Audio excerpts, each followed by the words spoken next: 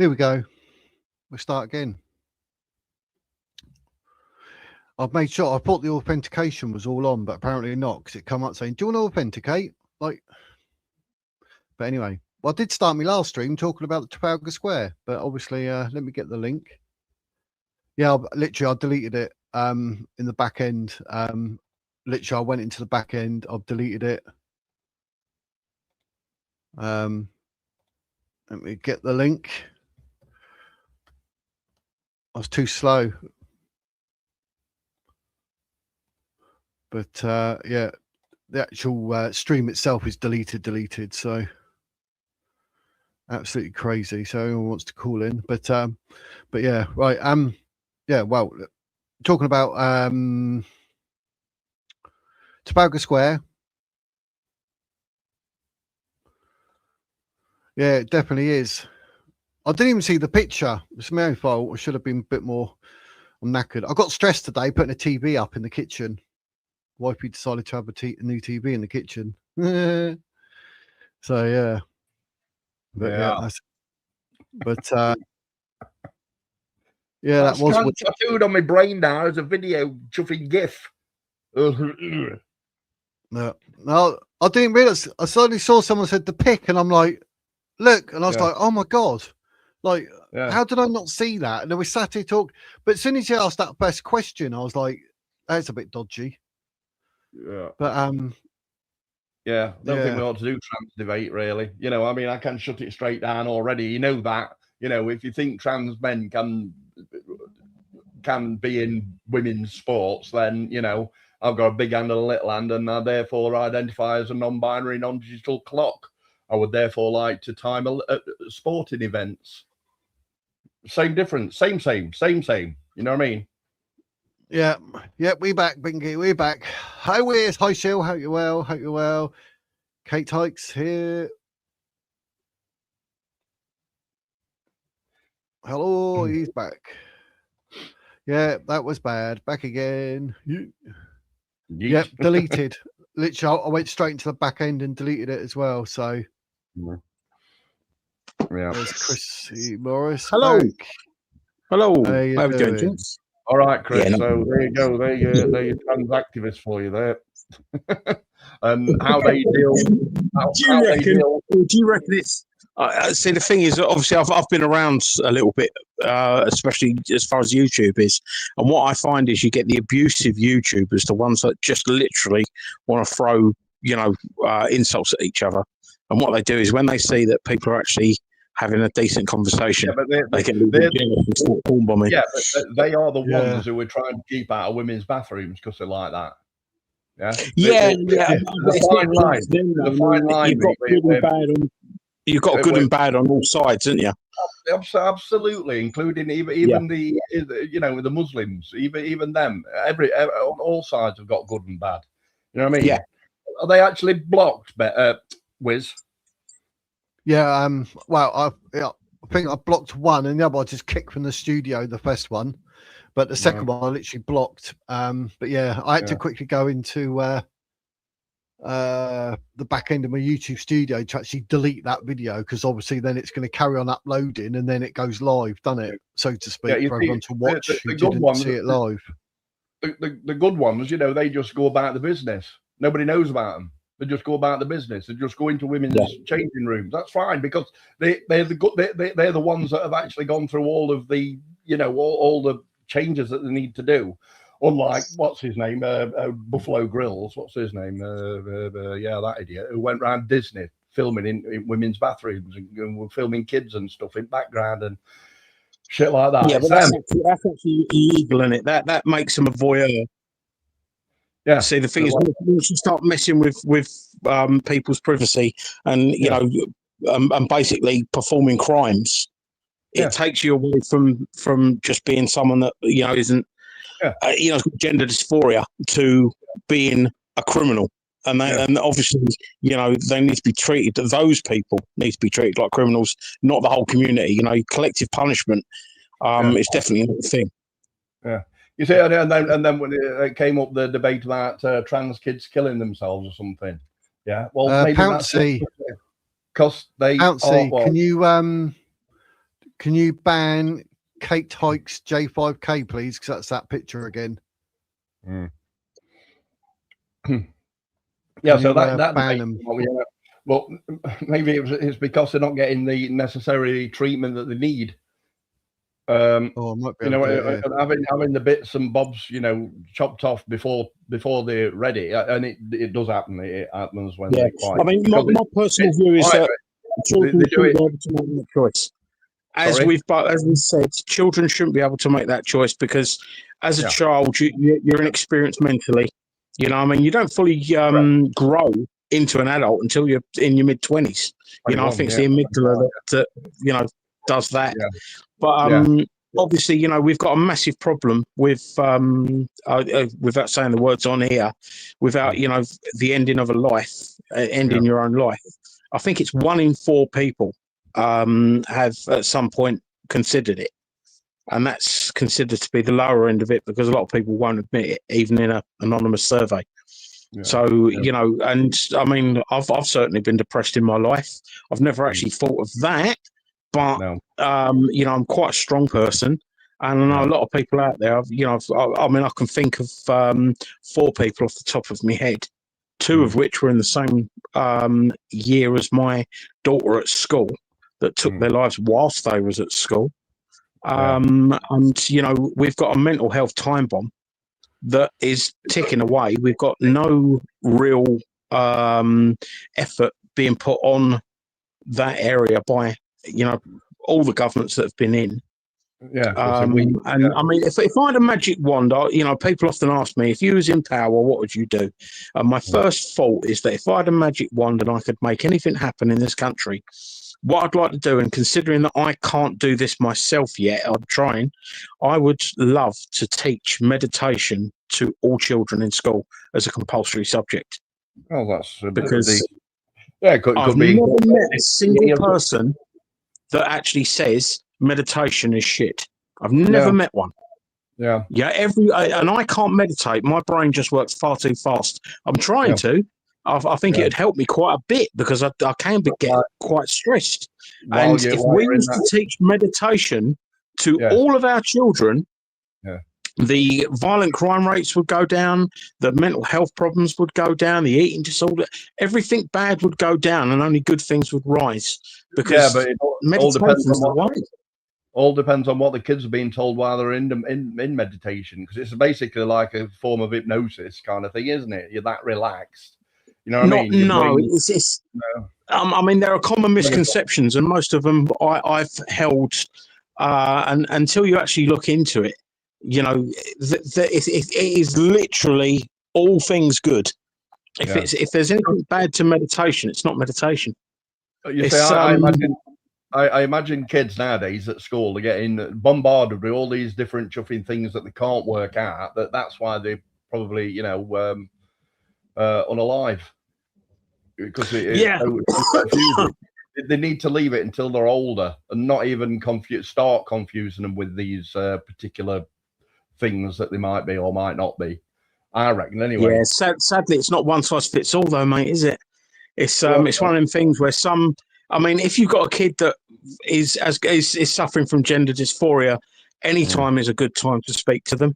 Whereas if you've got people that, if you've got kids that are particularly immature and it hasn't even crossed their mind, then they don't need to know, do they? If it's not crossed your mind. No, it's just having the ability to do it when it needs to be done. And my biggest problem was always children being told that they couldn't go to the toilet when they wanted. I dealt with quite a few cases, and I've got a few of the calls recorded on my channel of children being told they can't use the toilet when they need it, and then spoiling themselves and having to be taken out of the school because forever, because they continually then get bullied for being what was the kid called? Sean Pissy Pants. The kid wanted a toilet. The teacher said no. He said to the teacher again, I really need the toilet. She again said no. Then he ended up weeing himself and was humiliated in front of the whole class and could never face going back to that school again. And it's just like, hang on a minute, it's called the call of nature. You know, it's like, if you need to go, you need to go. And when I were in primary school, you know, if someone accidented themselves, you know, weed themselves, whatever, you used to have to wear a pair of embarrassing trousers so everybody knew what these trousers were. You know what I mean? But that didn't really, you know. So then, when you went up into people would forget by then because we were kids. But it did teach you, you know, not to, you know, that's a bad thing to do in class, if you like, you know, kind of like toilet trained you, if you like, through being embarrassed. It taught you embarrassment. Nowadays, kids aren't embarrassed. This is why you've got so many on TikTok doing whatever they want. You know what I mean? I don't know. I think they'd still be embarrassed. I think the problem is that they're never going to be allowed to forget it because of social media. Because once something goes around on social media, it's there forever. And you know, that's one of the downsides of social media. But the point I tried to make with them was that you know, when we're all in old age people's homes and the pupils of yesterday that we used to teach, when we turn around to, you know, our carers, which are going to be those young people grown up, and say, excuse me, can you wheel me to the toilet, please? They're going to turn around and go, no, you can wait. Because that's what is. So, you know, when you're an OAP, I'm sure they understand what's going to go off. I mean, you're going to leave a larger cake than any 5-year-old could do in the pants, couldn't you? The thing is, then they've got to clean it up. No, they'll leave it until the next shift comes on. They're not silly. They know that if they just ignore you for another half an hour, the new shift comes on and they'll have to suffer that for another 10 hours. Even that, you see, that's just third class kind of third class service, isn't it? Which is what we're kind of starting to accept now. You know what I mean? The third class service with everything. You know. Now, let's get on with this Trafalgar Square business. That'd be a safe conversation. Oh, Blank Faces is up as well. That one's disappeared now because it got infiltrated by trans ideologists. So I mean, we'll leave that for now. I don't want to talk about that anymore. That's peeved me right off. So let's talk about Trafalgar Square and the act of domination, or is it? But Blank Faces is up. We've got. I think Mad Monkey's on it though. If they sack that bloke just for saying it's an act of domination, then Islam will see that as a sign, like victory. Definitely. Yeah, it's not really an act of domination. I mean, guys, them doing a mass prayer at Trafalgar. Do you know anyone that's going to be, you know, converted to Islam because of that? It's part of the bigger picture. I mean, you're not going to convert because of that, but that's what the impression is. They want to say, look at us, come join us. That's literally what they're saying, because Islam will ultimately be about intimidation and domination. That's what they do. But how is that intimidating anyone? Islam literally translates as domination. Well, it's probably the same way. Anyone? It's probably the same way that lady who was doing the Christian prayers was dominating people, you know. But I think she was dominating anyone.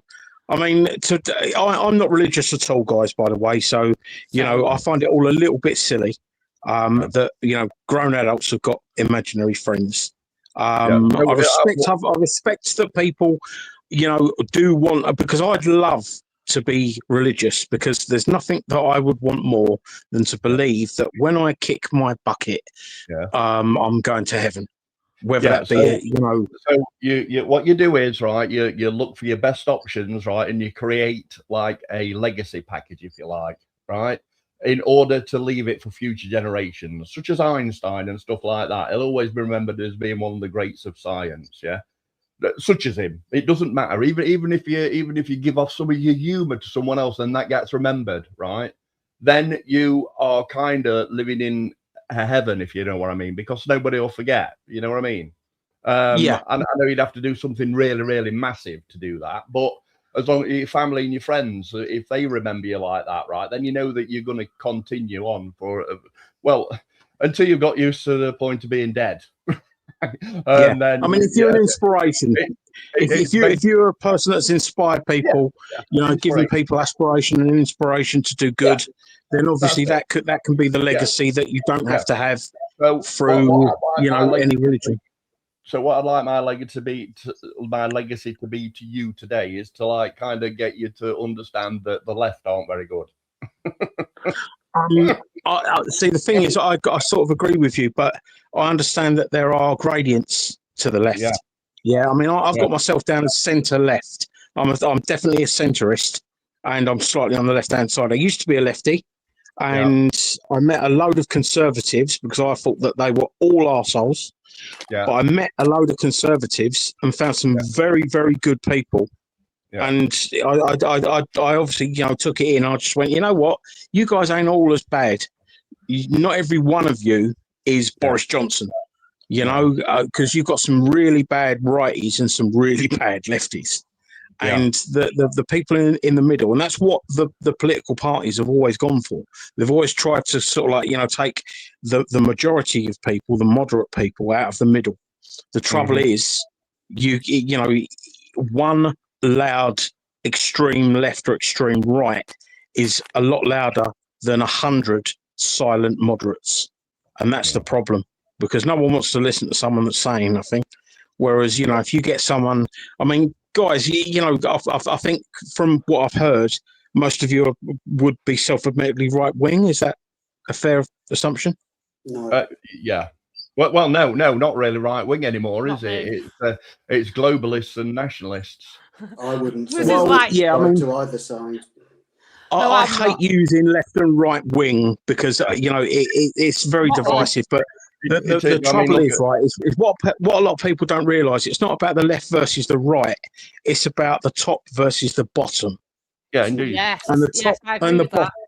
Yeah, the top and the bottom love it that you've got lefts and rights arguing, because whilst the left and the right are arguing amongst themselves, the top are just sitting there laughing, counting their money.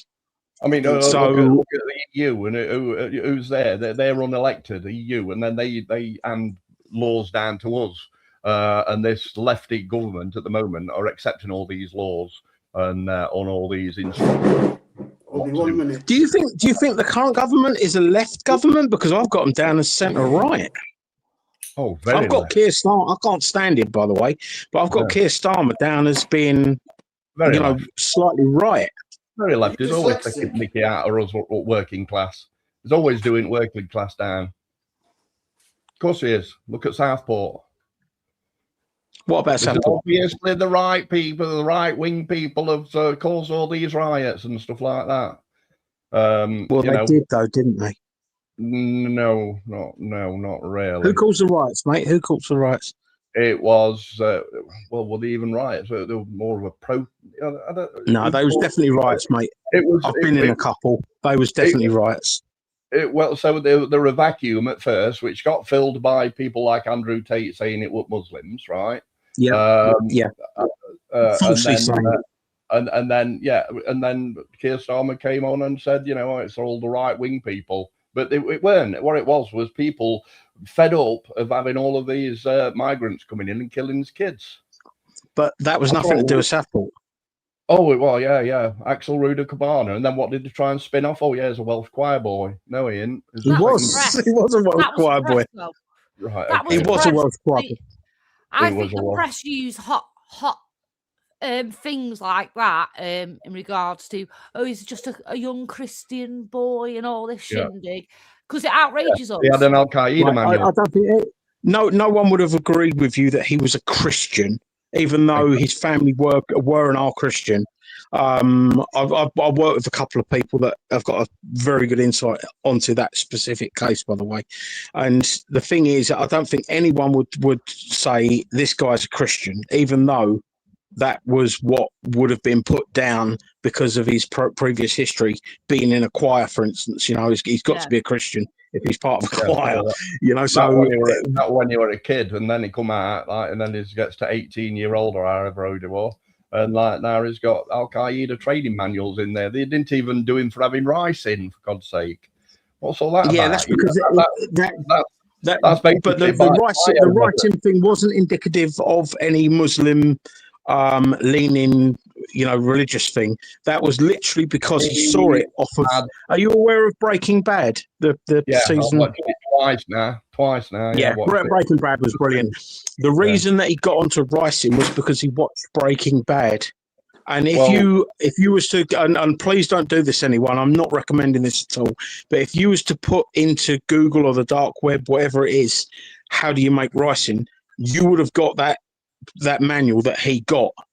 And that seems to be the only reason that was obtained. And the reason they couldn't tell people that they found that was because they first needed to find out if, for instance, it was his. Because apparently they didn't find it. They found it from the computer, and that computer could have been used by anyone in the household. He had a Tupperware tub. He had a Tupperware tub full of it. It wasn't. No, it wasn't. It was a small zip bag of it, and it wasn't of. And it was a small zip bag of what? Oh, it's a pea in it, or a. Oh God! Yeah, it's like a soya bean or something like that, and basically it was of such low quality that it wouldn't have done any harm if the geezer had a little bit more brains, a little bit more education and brains. It is quite easy to make apparently. So and it goes back to what you were correctly saying before. Maybe his mum and dad were cousins, and that's what the problem was. No, his mum and dad are good people actually.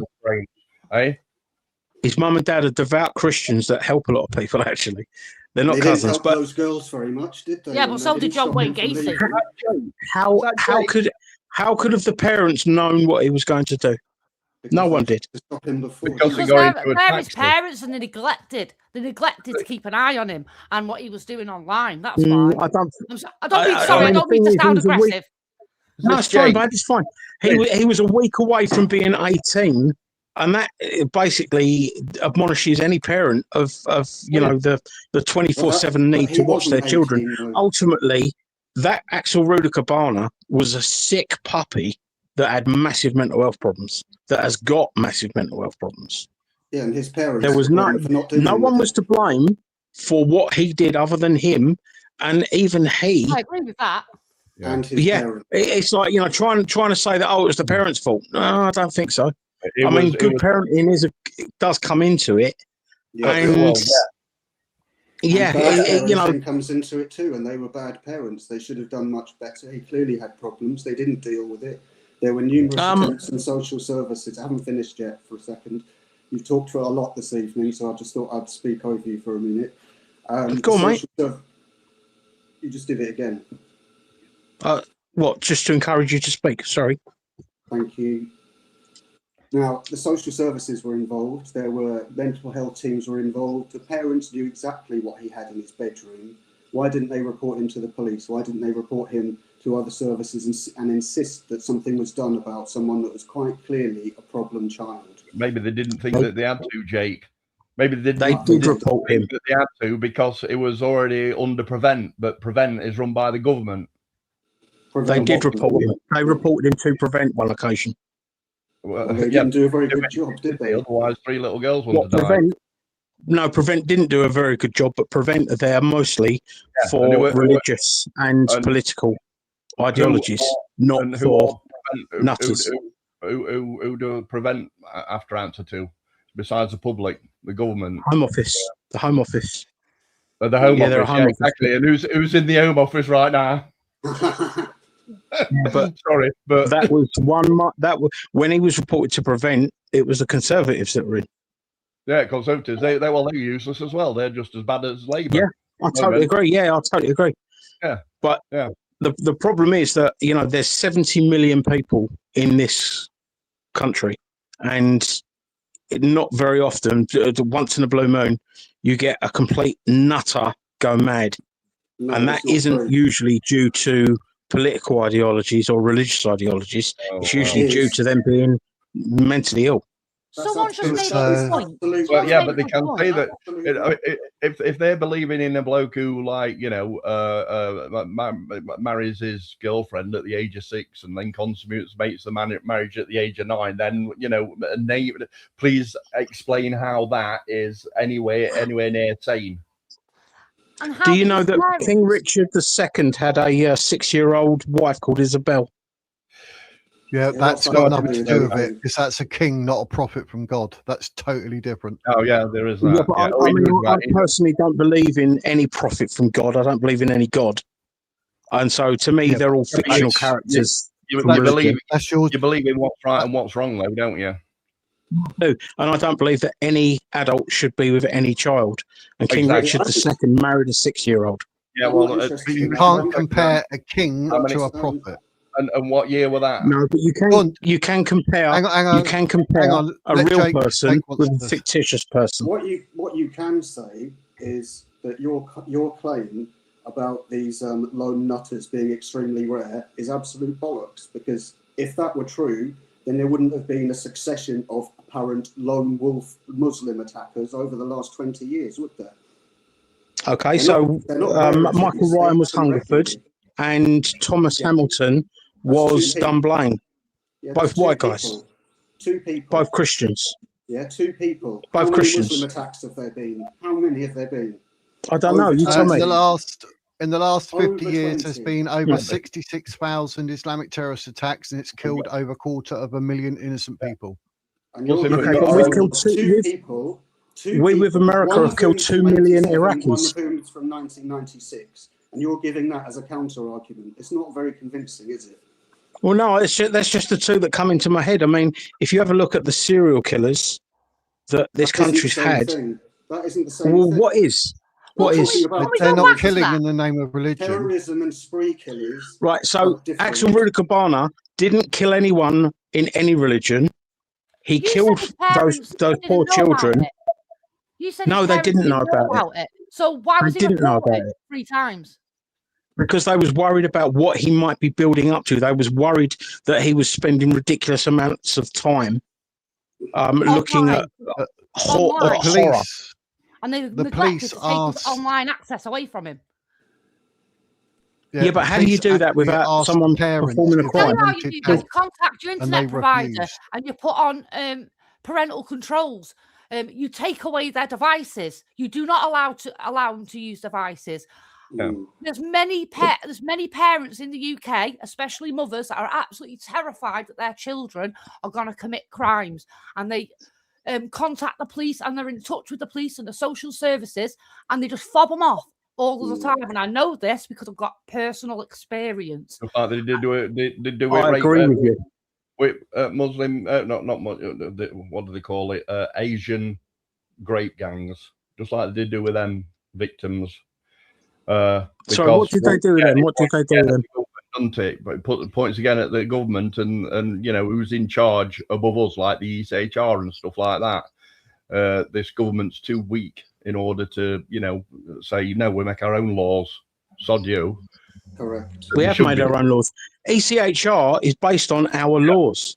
Lock people up who are doing terrible tweets and stuff, but not the ones that matter really. The people who are moaning about it. The anti-Muslim. Okay. So let me just ask you a quick question. Have you got any idea how many paedophiles there are in this country? They're everywhere. I know they are. Has anyone got any idea of roughly how many are suspected of being in this country?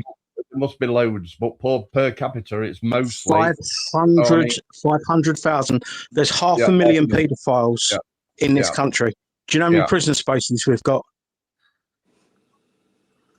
Less than 100,000. That doesn't mean we evade justice, though, does it? No. So, it costs a minimum of 50 grand a year to put someone in jail. Yeah. Is that a private prison? No, that's just the standard. It goes between 50 and 70. The private prisons are more expensive. So you've got 500,000 paedophiles here, and we've got 100,000 prison spaces. Yeah, but we cannot that's not physically. right. I've literally I brought it up here. It says, yeah, there are like 500,000, but they're saying that that equates to actually around 87,000 sexual offences against children. So yes, there might be 500,000, but only 87,000. I say only, that's colossal. But that's recorded per year on average. It's 87,000 offences against They're the children. ones that are being caught. They're not the ones that are being covered up by this Labour government and stuff. And because they won't bring out this grape gang inquiry thing. But we're having to leave it. We've already had that inquiry.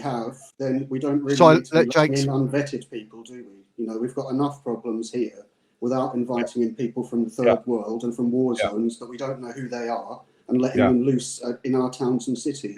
Near schools and stuff. God's sake. Right. I mean, you've got to be able to see that, surely. Yeah, but the other thing I do see, I mean, when you think of it, there are three different types of three different ways of looking at things. You've got the right way and the wrong way. Positive, no, the negative, the positive, and the realistic. And the thing is, if you imagine you've got 100 asylum seekers, how many out of that 100 asylum seekers will go on to be doctors, surgeons, nurses, carers? Sorry, yeah, none. No, come on. Not really that many. How many asylum seekers work in the NHS? Sorry, guys. Let Jake speak. Let Jake speak. 2 secs. It's about 11 or 12% of legal migrants who work in positions that are such as doctors or engineers. It's absolutely fuck all of them that are migrants. Where'd you get that? Where'd you get that statistic from, mate? Because I'm unaware of it. It was from the government. Yeah, what part of the government? I don't remember. It was on their website. So I work with a statistician. Have a look. I have looked with a statistician who does that as a job, and it's a lot higher. When you look at the amount of decent people that come here and do decent tax-paying jobs, it far dwarfs. Well, why are 49% of the Islamic population unemployed? How do you know that? Why are they coming over the statistics that I've seen? Where are these statistics? Because again, I'm unaware of that. Every time I'm going to mention a statistic, if all you're going to do is just say, where are these statistics? I don't believe it. We're not going to get very far, are we? I'll tell you where they are if you give me a chance. I'm pretty certain that you are mistaken on those statistics. That you are mistaken. There is a very few doctors and but I'm not making the claim. You are, mate. I'm not the one. I'm not the one sitting there going 49% of Muslims don't work. What you said is that people are coming over working from asylum seekers and working as doctors, and they quite clearly aren't. Do you seriously think that doctors and nurses and engineers are coming across on rubber boats from France where there's no war? Have actually, yeah. Not a lot, 50 quid, but they have over here legally. They have. I mean, the last one I heard of was the Sudanese surgeon that come over. Yeah, what about him? Well, he saves one person. He saves hundreds of lives a year. Yes, one person. What about the people who drown? How many of these 100 asylum seekers? What about those asylum seekers that drown when they make that dangerous journey over there? What about them? Sorry. What about when they come to our country and they're put into modern day slavery because they're vulnerable? They shouldn't be put in a position where they're even more vulnerable because they're undocumented. Yeah, I agree. So I agree with you about the modern day slavery, and I agree with you about dying crossing the channel. But I'd say to that, I mean, if the land was safe, they wouldn't have to get in the water. And I'd also say that may be better. That may be better than being bombed. It is very much advised against getting in a rubber dinghy and then going across the channel. It's very, very much, there's a lot of common laws that stipulate this. You know what I mean? You can say it on any. Sorry, what common laws stipulate what? Sorry, mate. Say again. Many common laws that are stipulated on beaches by lifeguards that say do not use your inflatables inside this water to go across. It's not common law. It's not common law, though, bro. No, but it's things that we understand. You're like, no shitting on beaches with dogs. Yeah, but if you need to claim asylum because you are literally at a risk being in the country you're in. No, you're not. If you're coming from France. France? There's no war in France. France can't take everyone. It can take as many people Well, as we. neither can we. We'd have far less space than That's you. what we're But trying we're to not say. taking everyone. France are taking, I think it was 180 asylum seekers a year last year. Germany were around the same. I think they took actually more. 180. And Well, we shouldn't be taking any of them. We've got no responsibility to them. They're nothing. we to do have. with We're us. responsible because we No, we're signed not. into the refugee convention that was Not Winston when, not Churchill's once we favour. get a decent leader in, we won't be, because it's time we got rid of that rubbish. Yeah, and then all of a sudden, Hang on, I we'll haven't start finished seeing yet. countries pull away from us. Can you stop Enforced by interrupting, the please? It's really EHR. irritating. Let me finish what I'm trying to say, which is what normally happens in a conversation. What I'm saying is that your claim earlier was that there are a number of asylum seekers who are coming here to work as doctors. I would put forward the counterclaim that there are far more of those asylum seekers who are rapists and violent individuals than there are doctors or engineers. I would ask you where you get your stats from, because they're clearly wrong. Well, it's quite easy to see what the stats are. You just simply have to watch the news every single day and hear the different stories of how many migrants So you there believe are. the news now? So you believe the news now? Not mainstream media, really. I believe the news far more than I believe something that comes out of your mouth, yes. Well, Right. yeah, but so what have I said that's wrong? You said that there were numbers of asylum seekers coming here who were doctors. And you Yes, gave that's one correct. person. There are. Yeah, one person. No, not one. There are several. There are loads. What I was trying to say was that if you have a look at 100 asylum seekers, how many asylum seekers in that 100 are considered to be worthwhile people? Fuck all of them. That is the majority. The majority Fuck all are of them is the people that answer. will come here and they will work and they No, will they not won't. commit crimes. No, they Then, won't. if you know, and because We don't I'm a want them here. realist, We and don't not want just them here. Don't you well, understand? no, you're saying we. Yeah, I we. personally people realise the on this- value we of the having people who are people here. here that are going to, increase this country. Well, good luck to you 40,000. in the Islamic Republic that you'll end up living in. Many of us don't want to end up living in a Religious diminishment, mate. You're welcome to it. Yeah, Religious it makes no odds. diminishment. It makes You're no odds if you're sleepwalking not. your way into it. If you're No, not, I'm not. I'm believe fully it. aware. How many Muslims do you know, mate? How many Muslims do I know? What's that got to do Yeah. with anything? Well, because I think you're talking about someone that you don't even know. And how do you know that? You've got no basis for that whatsoever. But because what you're saying does not marry up with reality. I mean, I Did you know not see at Trafalgar least. Square last night? I'm Did you sorry. see Can what I finish, happened? please? Sorry, Did you can I see finish, what happened please? at Trafalgar Square? Sorry, can I finish, please? No. Did you see what I happened know. at Trafalgar Square? Can I finish, please? No. I Did know you see what at happened at least. Trafalgar Square or not? Can I finish, please? Did you see what happened at Trafalgar Square? Yes or no? Yes, I've been to Trafalgar Square a lot of times. No, I'm actually a Cockney. last night, did you see? Please tell me what you think you saw. I saw hundreds of Muslims praying in public, led by the mayor of London, who then stood up and said he was proud to have not only the biggest in this country, not even the biggest in Europe, but the biggest iftar in the Western world. Now, if that isn't a sign of domination over a nation, then tell me what is. It's exactly how they do it. How is celebrating your faith a domination? Are you stupid? Let me get some. No, obviously you are. Look, you, mate, I'm here to have a debate. I'm here to have a chat. I'm not here to be abused or to give abuse. No, so can you step down, please? please? What's being said? You don't believe things that are said to you. I know I don't believe things that don't make any sense to me, that I know are wrong. It doesn't make any sense to me. Right. Have people On Christmas Eve, did we complain about Christians gathering in Trafalgar Square? Why should we? It's a Christian country. It's not a Christian country. It's an atheist country. I think you'll find it isn't, because the majority of people in this country are not religious. That means it's a non-religious country. No, it doesn't, because the laws of this country are based on Christian morals and values. Christian values. Okay, so they're based on Christian morals. What religion was this country's religion before Christ? What has that got to do with anything?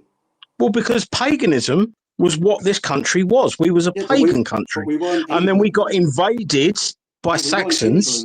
Yeah, then we became England and they were Christians.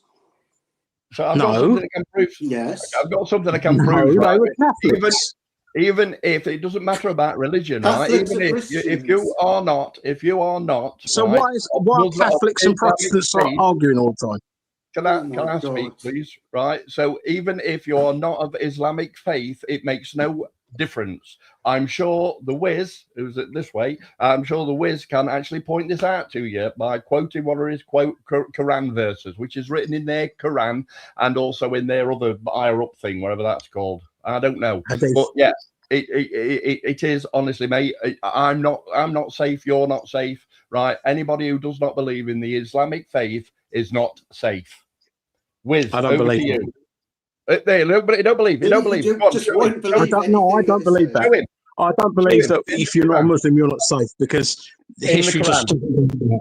So, and you know who goes first? You know who's supposed to go first? The Jews, then the Christians, and then anybody who's not of the Islamic faith. So you are welcome to your Islamic faith, mate. Exactly. I'm not Islamic. Marry a 6-year-old kid, and then go to marry her by the age of 9. Honestly. Elizabeth and Philip were cousins, and they were married. Yes, and now we found out that it's not very good because of the NHS. Sorry, I say NHS. I mean the International Health Service, not the National Health Service, because that's what it's turned into, which is another point. What? So you would take, if you was a doctor, you would turn a sick child away simply because they weren't English? Is that something you'd agree with, or? No. But why do we have to? They've got their own health service over in their own countries.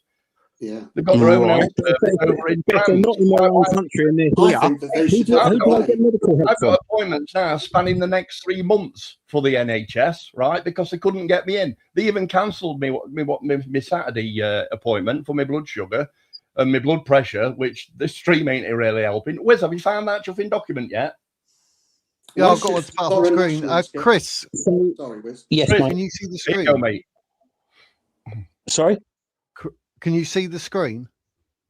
No, I've got the phone laying down on the side, plugged in. I've got an earphone in. Just tell me, mate. There you go. There's some verses now that are up on the screen, and that obviously these are verses from the Quran.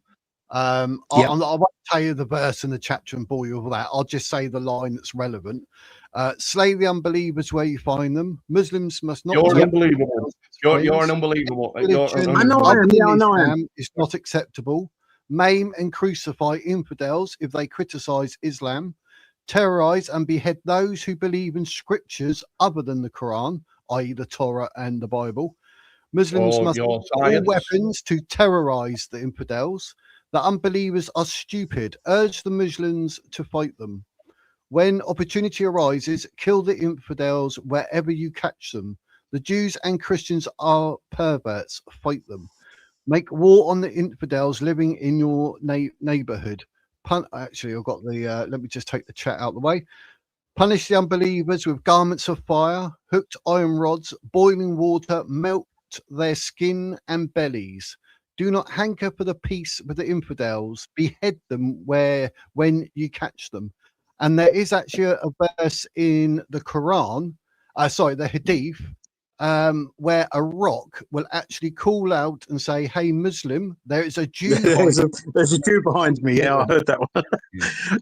So, I'm sorry, but do you believe these fiction what books? I'm getting at, though, is that is their ideology. This is what they're indoctrinated. Even as a child, I don't know. Have you ever heard of? Have you ever heard of? They're not indoctrinated with that. My Muslim friends do not believe any of that shit. So you're being indoctrinated. That's what they tell you. Kids, I'm not being indoctrinated. I'm a little bit too old and a little bit too clever to be indoctrinated. What I'm trying to say to you is you're reading from a fiction book. But the thing is, all of these religions, they all have ridiculous. Can I finish? But you can think what you like about the Quran. Think what you like, but it exists. They read it, they memorize it, and they buy it. Similar stuff is in the Bible. But people don't kill. But we do not live by that in 2026. We are not saying right, kill non-believers. We're not You're saying talking that. about extremist Muslims. There's a massive difference between an extremist Muslim and a moderate Muslim. It's a bit like saying the average British person is part of Westboro Baptist Church. You know that Westboro Baptist Church in America? It's completely different.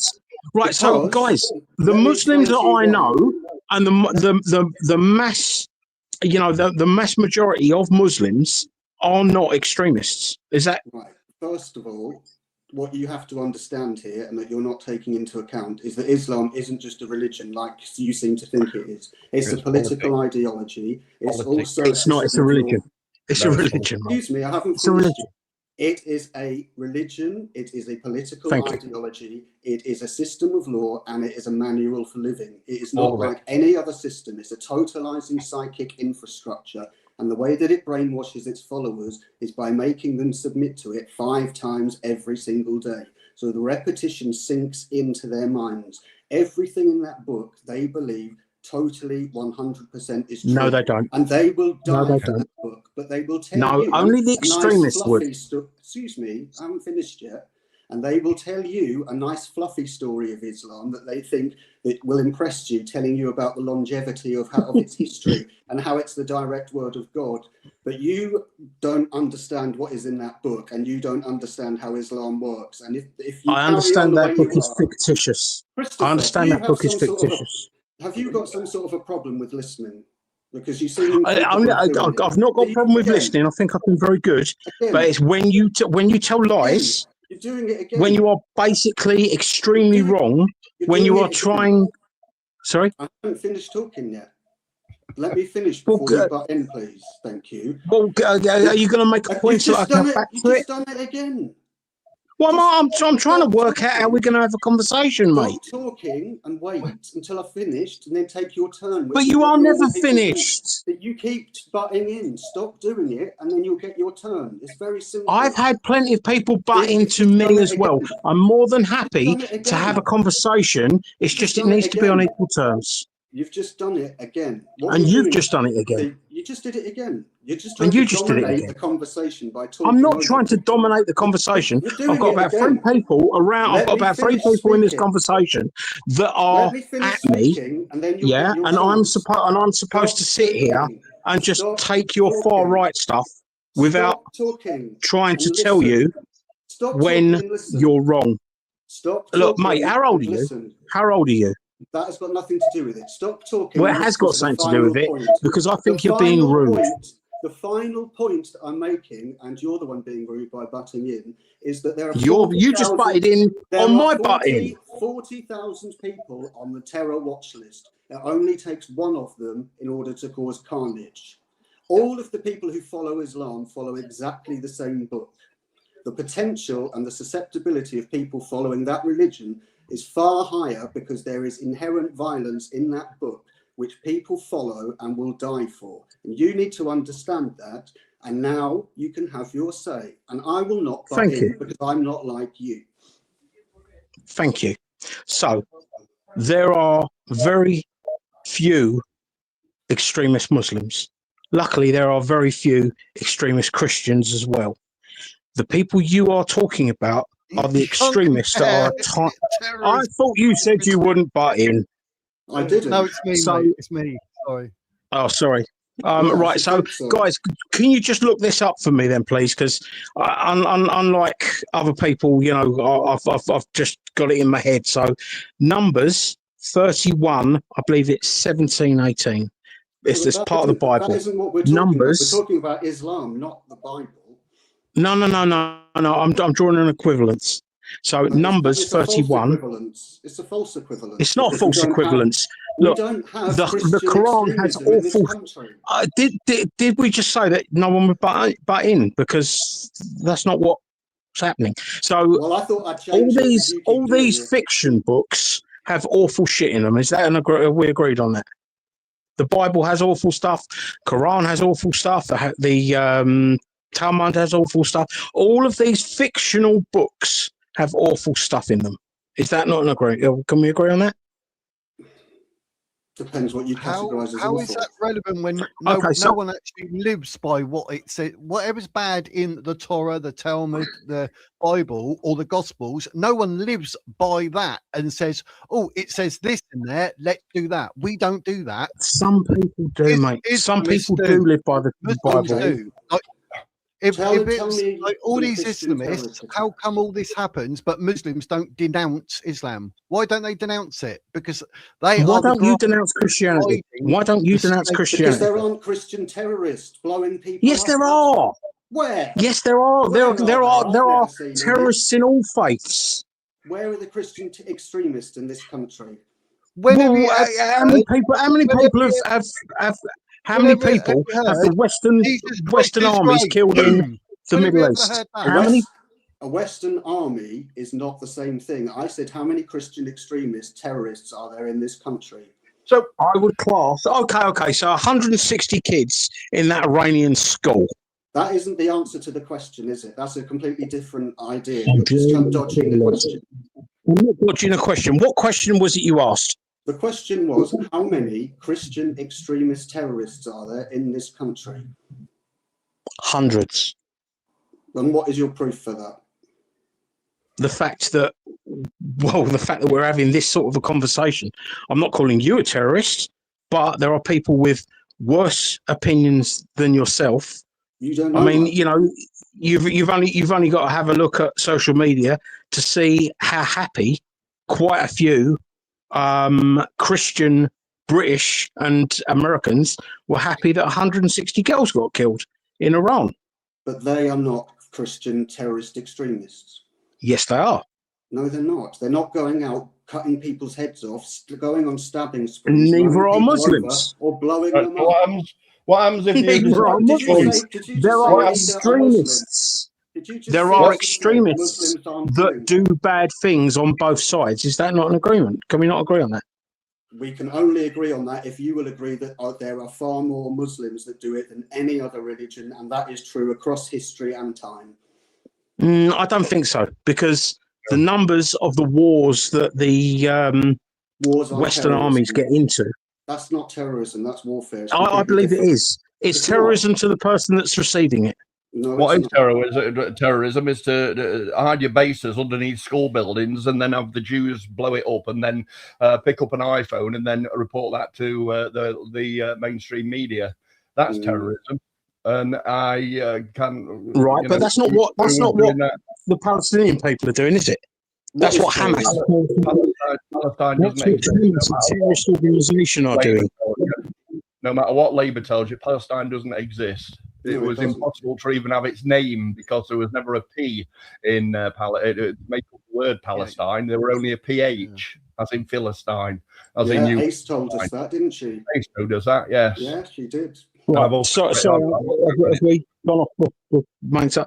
I mean, it was only, was it 1948 that Israel bombed and killed was it the St. David Hotel in where I can't even remember where it was now, but basically the Israelis that are actually linked to the current government did a terrorist attack that killed British people.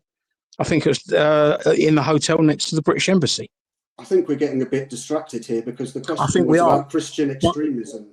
Okay, so there are Christian extremists. Westborough. Okay. Let's go with the KKK and Westborough Baptist Church. The KKK, would you both agree that about the KKK, Chris? Because I did part of my PhD on that. So what would you like to? Well, let's talk about the KKK then, because that's something I'm quite knowledgeable on. The KKK exist in tiny numbers today. At their peak, they reached 5 million, and it suddenly declined within about 6 months because it was just essentially a Ponzi scheme. So the KKK is a very, very small, very limited group that appeared in 3 different waves and that currently exists in just a handful of people in a handful of states. It's not a terrorist group in the way that a group such as Hamas is, that has a clear political aim, which is the aim of terrorism, and the aim of terrorizing the public through violence. I agree with you that Hamas are a terrorist group. Aim towards and the KKK, you are very right on, but the KKK do still exist today. Yeah, and the KKK are based on the Protestant religion, aren't they? Yeah, but they exist in handfuls. They're not. There's nowhere near as many as there are Islamic extremists. There are still thousands of KKK. There are not thousands. There are thousands. There are not thousands. The thesis I read a couple of weeks ago stated that there are, I think it was something silly like 5,000 KKK. They've still got an active membership as well. There are less than 1,000. I'm trying to remember the Grand Wizard's name. There are less. So there are Christian terrorists. Then, yeah, we There's can a agree on that. handful of Christian terrorists. There are a handful. There are tens There are a of handful. tens of Yep. thousands of Islamic extremists. 40,000 Where are are on they? the terror watch list. 40,000 at least, yes, on the terror watch list, and that's just in. But this they're country. not proven to be terrorists, and In there are this just as many country- far They're right. on- In they're this on- There are they're just as many exactly- far right Can on I the just point out that in this terrorists. country we do not have the KKK either. So that We is do. a relevant point. We for do. him. No, We do. not. There's a British guy that is the KKK chief wizard for One person. here. If they were to rise up against the blacks, they're not going to get very far, are they? No, they're not. You know what Doesn't I mean? matter. It just matters. Well, Islamic yeah, but extremists. that's the precise essence of a terrorist. They know they cannot win because they are so badly outnumbered. So what they do is they do terror attacks to sort of, to reinforce the fear of them, to Okay. change the political system Okay, Chris. in the that's a way good they want point. to do it. That's a Just good a- point you've just made for a there. reason about it. Could I just say to that, if that is true, and I agree with you that that's how things work, if we take that as true, why should we then tolerate that from the Islamic community? We don't. We do tolerate it. We don't. No, we don't. Yes, we do. Every time there's No, a we terror don't. attack, instead of condemning it, what happens is it Don't gets look back dumbed in down. anger. There's safe language like "don't look back in anger," and it gets dumbed down because people don't want to rile the Muslims because they know they cannot contain their emotions because they have identity fusion because of the brainwashing of their religion, and they will kick off. And I don't understand why you can't see that. Because that's not my lived experience. Well, that doesn't. I'm just so your sorry, lived guys, but experience is I know. not definitive of the world, I is very it? much doubt any of you actually know any Muslims. Definitely not any moderate Muslims. You don't know anything about any of us, so you don't make Yeah, that but you won't say that you know Muslims, will you? You won't say, I'm do not you know gonna- what? I I'm know not a gonna Muslim and he's a confirm or really deny. nice guy. Yeah, where's- because all of the Muslims I know, and I know them well, and I know their families, and they are all really nice people, and they would never dream of committing a crime, let alone a terror I'm sure crime. Yeah. that Why handful of people why are don't they very nice. denounce it? Why don't they They denounce do. Islam then? Why don't the rest of Islam denounce it? Because then? because that is not the whole sum of Islam. Islam is not all about terrorism. It is inherent in its scripture. And there Are we- are horrible things inherent in all religion scriptures. Yes, how many more times do we have to go over this? Other groups are not going around committing acts of terrorism. We've already established. Okay, Anders Breivik. That's one person. There are 40,000 Islamic terrorists. Okay. Thomas Hamilton. That's two people. There are 40,000. Okay. Let's go. Michael Ryan. Right, name enough to get us up to 40,000, and you've got a point. You've named three people across a period of 30 years. Yeah, there should be some Right, kind of terror look. watch There list have been for, more outline them all. Islamic There attacks are- in the past year than there have been white Christian attacks. Right, in the past people 30. that the Christian armies are bombing They are see not them as We've terrorists. already gone over this. No, we We've gone over haven't. this. Because We've gone over it. you demand that extremist Muslims are terrorists when they see themselves, and they're wrong to say this, and I'm not sticking up for them, but when a Muslim terrorist commits an offence, they see themselves as a liberator. We Why are the should we ones. tolerate? So did the KKK when they burnt the crosses Exactly. and tried to. No, it's And not that's what I've been exactly. saying. It's not exactly. The KKK can't really be described as Christian when they're creating sacrilege by burning the cross. And neither can the terrorists in the Muslim terrorists. They're not Yeah, real they can. Muslims. Yeah, they can because they shout. They shout Allah They shout Akbar. the phrase. They shout Allah Akbar. God is great. I know. Boom. The guy that killed Joe Cox shouted out Britain first. It doesn't make him a patriot for killing women, does it? One person. But it's always one person. It's always the single acts. You are only going to get the single acts happen here because there are only 6% of the population. Look, guys, it's all I'm trying to say. Please listen. It's all I'm trying to say is that there are extremists on both sides. Are we in agreement on that? That there are extremists on both sides? We're in agreement that there are 6% Muslims in this country and 80% of people on the terror watch list are Muslims. No, that's wrong. It's not 8%. No, it's probably more than that. It's not 80%. I know that. I looked at that the other day as well. Yeah, of course. Even if you get a moderate Muslim into power or something like that, even if you get a moderate Muslim into power or something like that, right, then an extremist could very easily blackmail somehow or another that particular moderate Muslim into believing exactly what it says inside their books to the latter, as they have interpreted it, which makes them an Islamist. They've interpreted it for the worst way possible, right? Like them horses going through what's his name? What do you think that signified? You know, the horses that were going through the streets. That was all. That was exactly the same as what it's depicted in their Quran, right? Except they didn't have the scimitars in their hand. That was the only difference. But they were. It's a power play. And they're everywhere. They're all over. I mean, look at the Green Party, which you first came on to, right? The Green Party, they've actually held their noses, right, and they've done that for a power grab because he's a gay Jew, for crying out loud. What do you think they're going to do to him? But if he's competent, does it matter what sexuality he's got? Yes, it just yes, it does. Yeah, of course it does. So you're bothered that a gay man could be a good leader? Yes, I am. A gay man could be a good. No, I'm not saying that. It's just that his other half of the party are Islam is Islamists bordering on. Yeah. I mean, look at that guy who wanted to chuff in airport in Pakistani. What's that got to do with England? Why on earth are we sending the money on over there when we can't even afford our own national health service because it's being wiped dry by, you know? It's not because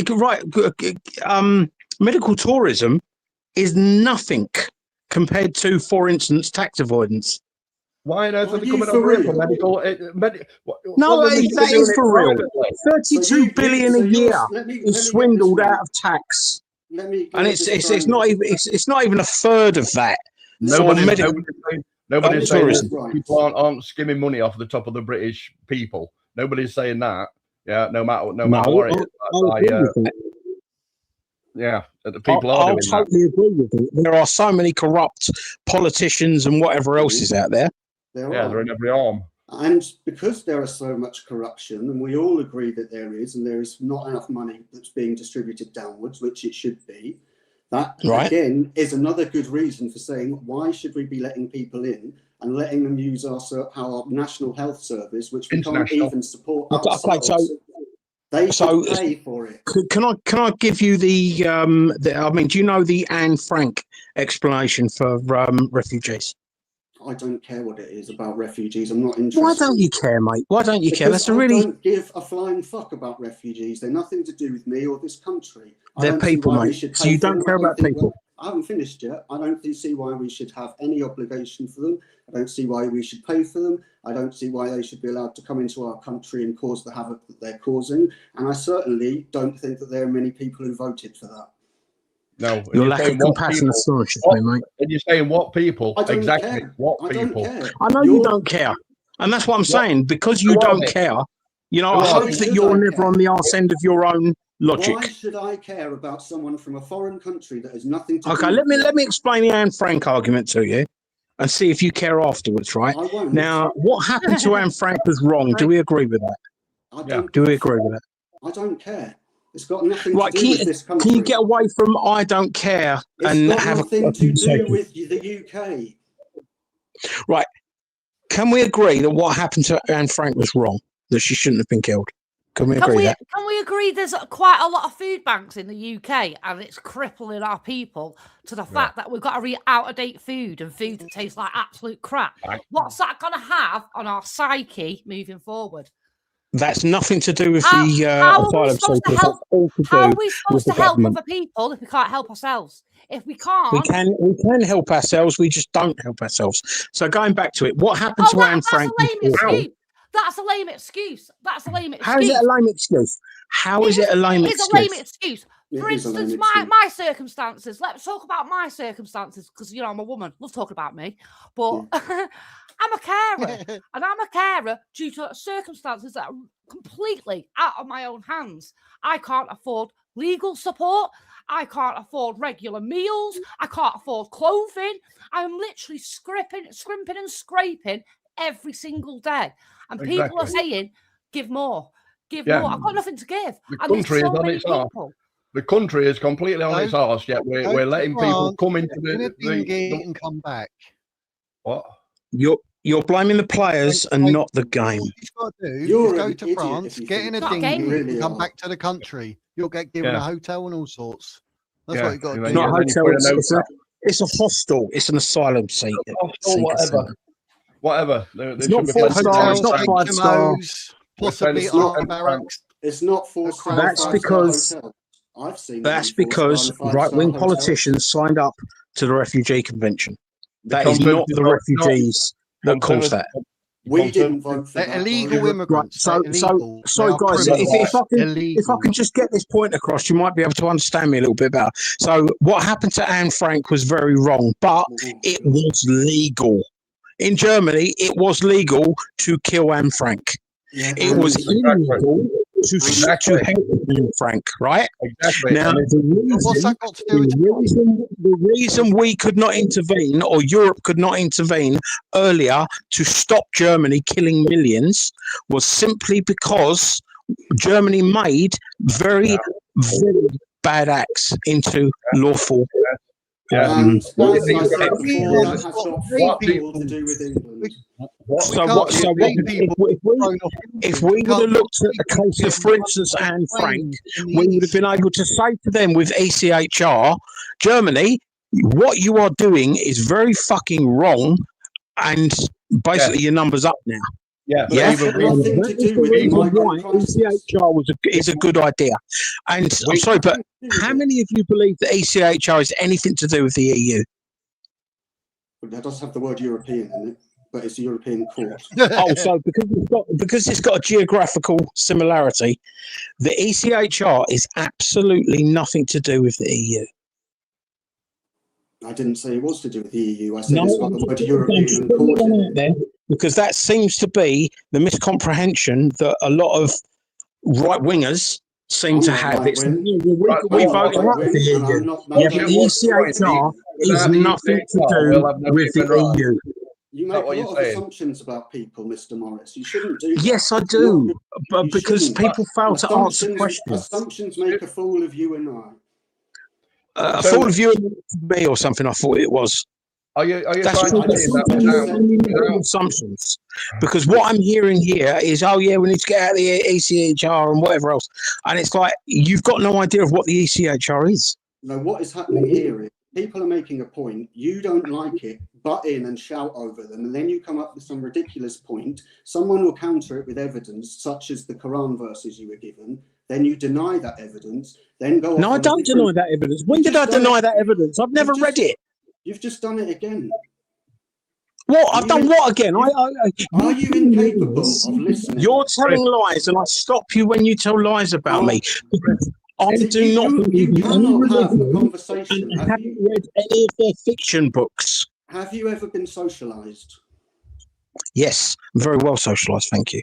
No, not very well, because you don't know how to listen. If you did listen, you then wouldn't make such assumptions about us. If you listened earlier, I quite clearly said that I'm neither left nor right wing. You've made assumptions about what people know. You've made judgments about what people know. And what is happening is you're interpreting what you're hearing incorrectly. From what you've said, I have made the assumption that you are right wing, which isn't a problem. Statement. So what do you class yourself as, please? What do I class myself as? Myself. Yeah, I mean, who are you going to vote for? If there was an election tomorrow, who would you vote for, please? Well, there isn't an election tomorrow, so I don't have to make that. If there was an election tomorrow, who would you vote for? There isn't an election tomorrow. Okay, in May, who are you going to vote for, please? I haven't decided yet. All right, who do you think? Who are you most like currently? Who do you think? I just told you I haven't decided yet. See, you're being a little bit dishonest. I think you've got an idea of who you're going to vote for. I think you know whether or not you're going to reform or green. You're just deciding that I'm going to do something, and I've just told you that I have not decided. Can you tell me who you definitely won't vote for Chris, in right. May, please. Yes, I can. Go I on then. definitely will not vote for the Green Party, who are currently in position here in my constituency. Right. Are you happy with that So- answer? Yeah, I am. Liberal Democrat. Would you vote Liberal Democrat? No. I'm undecided as to who I'm going to vote for. I said Okay. earlier. Okay. So I don't know. I don't think you know from the way we have spoken this evening, I think that you are very clear in your political views. How do you know I'm not playing devil's advocate? Because you're too passionate for that. You don't know anything about me. No, I'm not here. I don't wish to play games. I'm not here to play games. Well, I'm here don't to have make a judgments polite. about people. You just interrupted. You just interrupted. I did, you're I'm right, here to have 'cause a you keep decent interrupting. discussion and debate. Well, don't interrupt people. And then, and you can keep have them. saying that I'm telling, I'm not providing evidence and stuff like that. That's I'm not the one correct. stating the claims, and I can provide evidence for. No, you And for can't. instance, I believe everything you've said that you read out about the Quran, but I'm not didn't a read it. Muslim, and I don't believe the Quran is a fiction, is a non-fiction book. I believe Okay. the Quran, the Bible, the Talmud, Okay. all those to You be can- fiction books that we should Fine. not give credence to. You But can I'm be. just going to and tell you what your believe- argument was. If, Your like I said, argument- if one of you wants to look up Numbers 31, I don't 17, wanna look 18, that If we're is talking a about quote Islam. from the Bible, which basically says kill children and take girls. But as nobody hostages. goes around doing thing that, about do the- they? The thing about Right, the no, a few Christian faith is people that we're do able to though. change That's it. that's Now, the problem. Mr. Morris. Only a few people do. Mr. So I'm not Morris. trying to say that Mr. that is Morris. what Christians do. But Mr. what I Morris. am trying to say Mr. is you Morris. shouldn't believe that all Muslims want to follow the Quran, because I know 12 Mr. that Morris, don't. Mr. Morris, can I get a word Please in? call me Chrissy. Please Thank call me you. Chrissy. Can I get a word in? Because Yeah, please, go on. your You buggers. argument, this is what your argument is. You're saying I like women, not men. you're saying that because you know a few Muslim people and they're good people, therefore everyone who follows Islam must be the same as them. I'm not. Will you just listen, please? Well, don't misquote me, Phil. I haven't finished talking yet. You can. But you told me what I had said that I haven't said. So please don't misquote me. Then choose your words a little bit more careful to stop me from having to correct you. Chris, listen. Chrissy. If you have a problem, the correct thing to do is wait till someone's finished and correct them afterwards, not when they're speaking. This is why we're having a problem. And stop interrupting. No, that's actually wrong. You've just done it again. You're incapable. I know I've just done it again because you are wrong. And when you are wrong, I need to point that out, because what you do is you make a false point at the start of your conversation, and you carry it on for ages, and you make it impossible to go back on that point. Like a chaotic extreme. If you make it after Chrissy, right, and everybody else, if you make it after the person has talked, then we're not going to have a chaotic extreme, because at the moment it's chaotic. It's giving me a headache, and I'm sure most people in the chat are thinking that as well. So please try and do that. That would be great. Thank you. Okay, as long as that goes both ways. But guys, is all I'm trying to pull up is that if you state, if you make a falsehood, please don't expect me to shut up about it, because I have never said that all Muslims are moderate. I've never said that. I've never believed that, and I know that to be false. Chris, I never said that. What I'm asking you to do is to listen, which you don't do. You butt in all the time. So I'm going to say it again. What your argument was is that you know a few good Muslims, therefore you think that all Muslims are like that. And they're not. You just butted in again. I know you did, because you keep lying. Explaining what's going on. Come on. No, he's not. He's telling me something I haven't said. Well, then leave it till the end and then say it. Why can't he just not tell lies? Why can't you just listen like a grown man? Because you're telling lies. Listen to what he's saying and then dissect it afterwards. So do you understand just what you say, so it's truthful? Do you understand how a conversation works? I fully well know how a conversation works. I think I'm probably older than you, so I probably have got more experience with conversations than you have. In Come on, that I'm case, 57. then, why are you Don't not play following the age correct card. conventions of a conversation? I am following the correct conventions of conversation.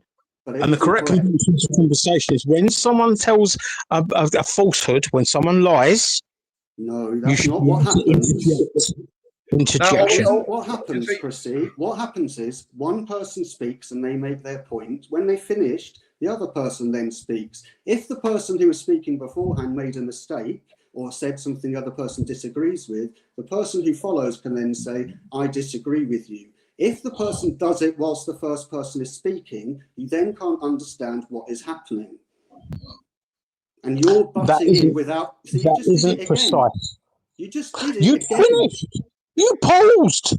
I haven't Right, finished. right. Wait a minute. What's the thing here? Okay, this person's paused. allowed to talk. This person's allowed to talk at the moment. Jake, that's Jake, right? Then I'll be over to you, Chrissy, or Blank Faces, or myself, maybe. Go on, Jake. What? Sorry. Thank you. Yes. So the point is that when somebody is speaking, you don't speak over them because the audience can't then hear what is happening. That's also a sign of politeness, and it's the way that a conversation flows. If you butt in all of the time, the conversation can't progress. And also, I would say that when you're making these interjections, it clearly shows that you're not listening and that you're just simply reacting by your emotions to what you think you've heard rather than to what has actually been said. I have now finished, and I'm happy to concede and move over. Hold on. So when in my picture. So when someone starts telling a blatant lie in a conversation, it is the etiquette to pull them up on that at the first opportunity. Not on a live stream, Chrissy, because it just gets chaotic. It sounds like a conversation going over on the Twitter feed. All right, I get you. Get you, but so, if the person, yeah, if the person knows that they are telling a lie and continues to tell that lie, the rest of the conversation is null. And quite simply, I have never said that I believe all Muslims are moderate, because I don't. I've never said that, and he stated that I had said that, which proves that I was actually listening. I didn't say that. Yep. What I said was you said, Chrissy, you believe that all Muslims, because you've met 12, because you know 12 Muslims, all Muslims are moderate. And I was like, no, I've never said that. No, I did not. I've never said that. Yes, you did. I didn't say that. I'll tell you. I suggest you rewind the stream later and listen to yourself, because you've obviously got a cognitive dissonance with that. I will. Now let's get off of the etiquetteness of how to converse. Right now, we all know. Right, Jake, what was your point, rather than pointing out conversation etiquette, please? My point was that there are 40,000 Islamic extremists on the terror watch list. I've asked you repeatedly about Christian extremists. You managed to name about 2 different people as examples, and you've insisted, or tried to insist, that there must be some sort of equivalence because they're all from fictional texts, which I don't think is true. What you're not acknowledging is that there is an extreme problem with Muslims. It is not just confined to those 40,000 people. There have been terror attacks year after year, dating back to 2007. It's a massive problem. And last night we saw a massive display of dominance in our capital city. And what I'm trying to understand is why you can't see that. Can I answer? Yes. Yeah. So I don't see silly sausages practicing their religion in public as dominance. I see it as ridiculousness, to be quite honest. I do know that there are Muslim extremists out there. I'd be stupid to say there wasn't. There are Muslim extremists out there. There are also Christian extremists out there. There are also right-wing political extremists out there. There are extremists in every political party grouping, every religion, every race, every colour, every creed. We do have a problem with extremists, and they are on all sides. What we need to get away from is basically misrepresenting the moderate people as being with the extreme people, because that will only add to the extremism. Yes, and we also understand that there are moderate Muslims out there. Yes, Yeah. But we also understand that those moderate Muslims are not coming forward and condemning things such as grooming gangs. They're not coming out and condemning terrorist atrocities. And the government comes out every single time and makes apologies. And as I mentioned before, there are 40,000 people on the terror watch list who are Islamic extremists. There is nowhere near an equivalent number from any other group, nowhere near. Yeah, and you know why you're able to have these kind of views, don't you, Chrissy? And anybody's allowed these kind of views. It's because you're in a Christian country, on Christian foundations. The Bible is able to change itself to be able to morph into different times and things like that. Unfortunately, the Quran can't do that because it's the word of their God. You need to understand that these people believe this wholeheartedly. Right, just as you believe that the sky is blue sometimes, yeah. You need to I get your point. I get your point, but I think you've looked at it far too simplistically.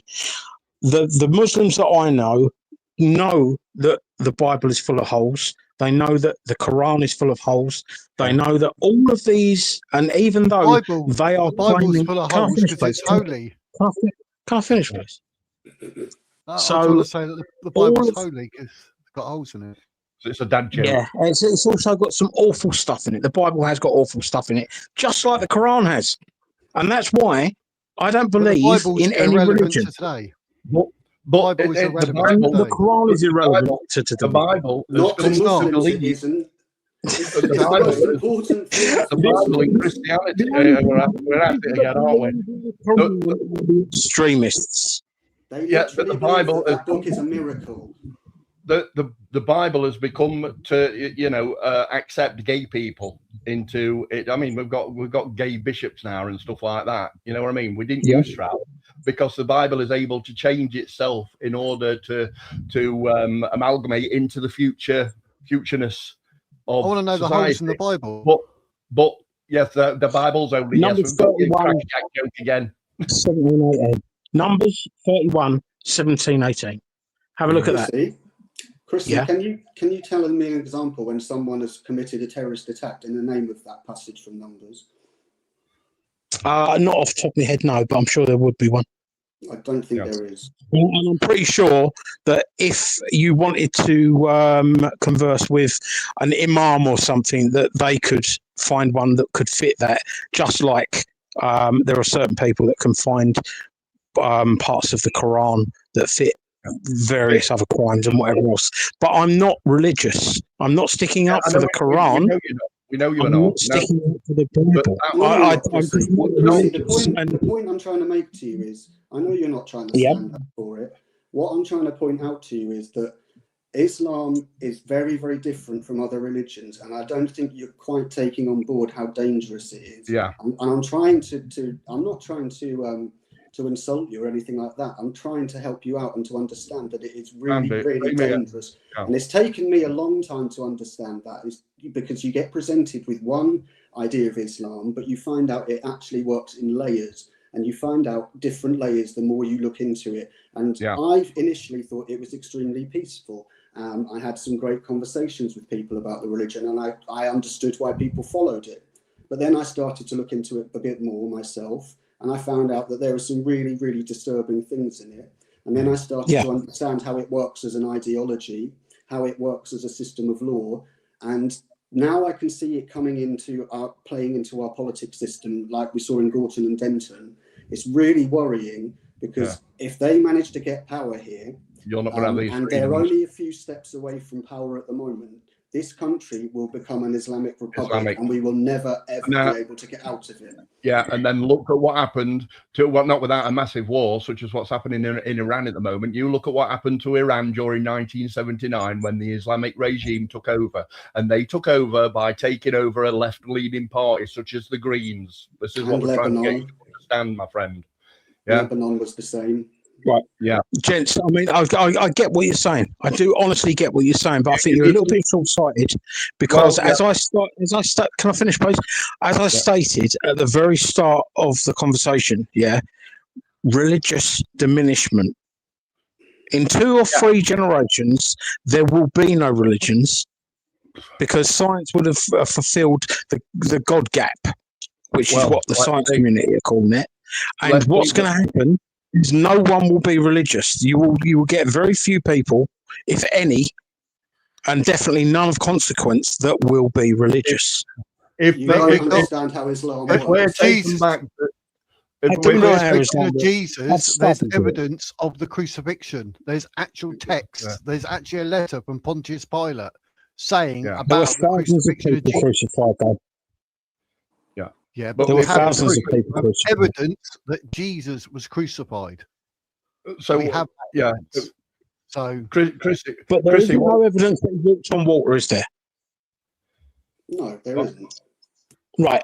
What I'm No, trying to say is, gents, is and I really wish I had a faith, because I would love to think that at the end of my life I went to heaven or whatever happened. I would love to know that there was something after this life. So I'm actually jealous of anyone that's got a religion. The thing is, I'm just not stupid enough to believe in an imaginary friend.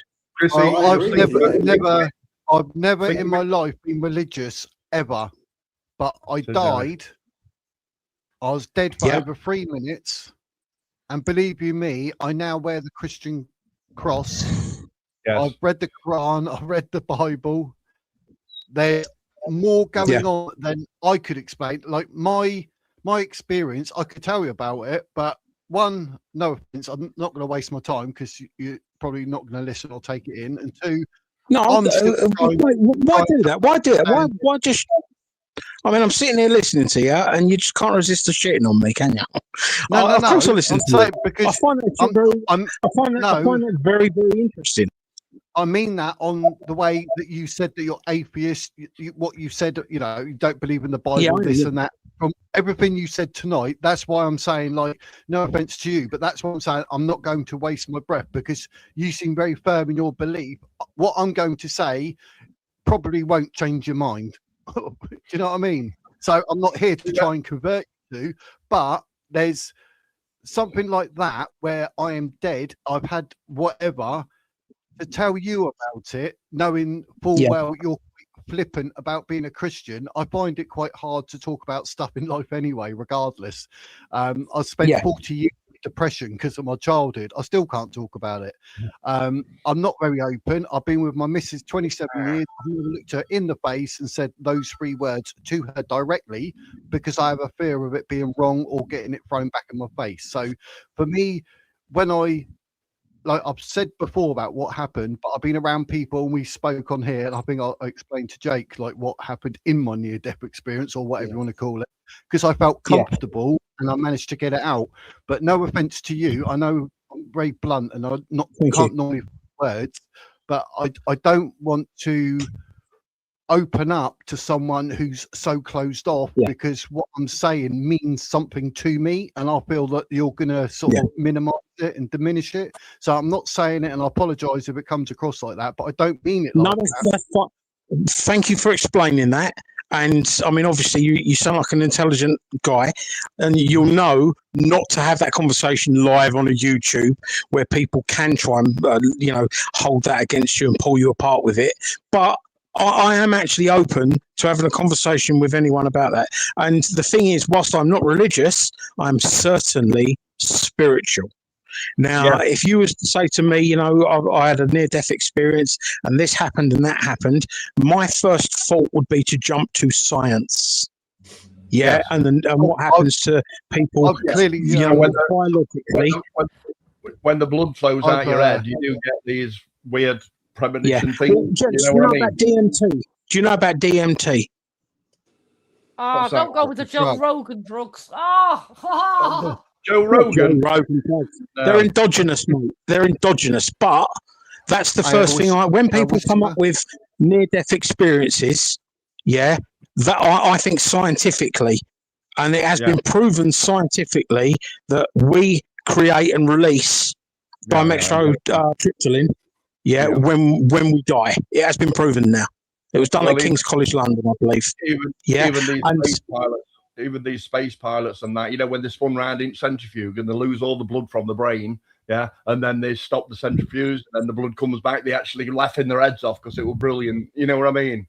So There's a lot more to it, and there's a lot that we don't know. Yeah, I'm not trying to put him off his beliefs and stuff like that. I'm not trying to put him off of this belief, but you know what were it like before you were born?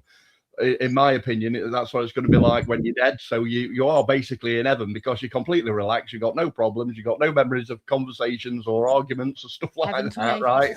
It's lovely and calm and peaceful, right? But the only thing that you need to leave behind is, same as I say, this what's it package. This I forgot what it's called, but yeah. That's what happens to my head sometimes. But yeah, and also so when you get, like, say if you burn and your ashes go, I want mine putting underneath on a plum tree, so my nutrients go into the plum tree, right? And then my mum or whoever can make wine out of it and have a free piss up on me, you see, make wine out of it. And then that's my energy going on, you know, and then getting pissed out toilet. But don't worry about it, that's not end of it, you know what I mean? Then it gets put into water, and then people drink it, and then they live through my death, kind of thing. But it never stops. Well, you know what I mean? I like Einstein's version on it, which is energy never dies.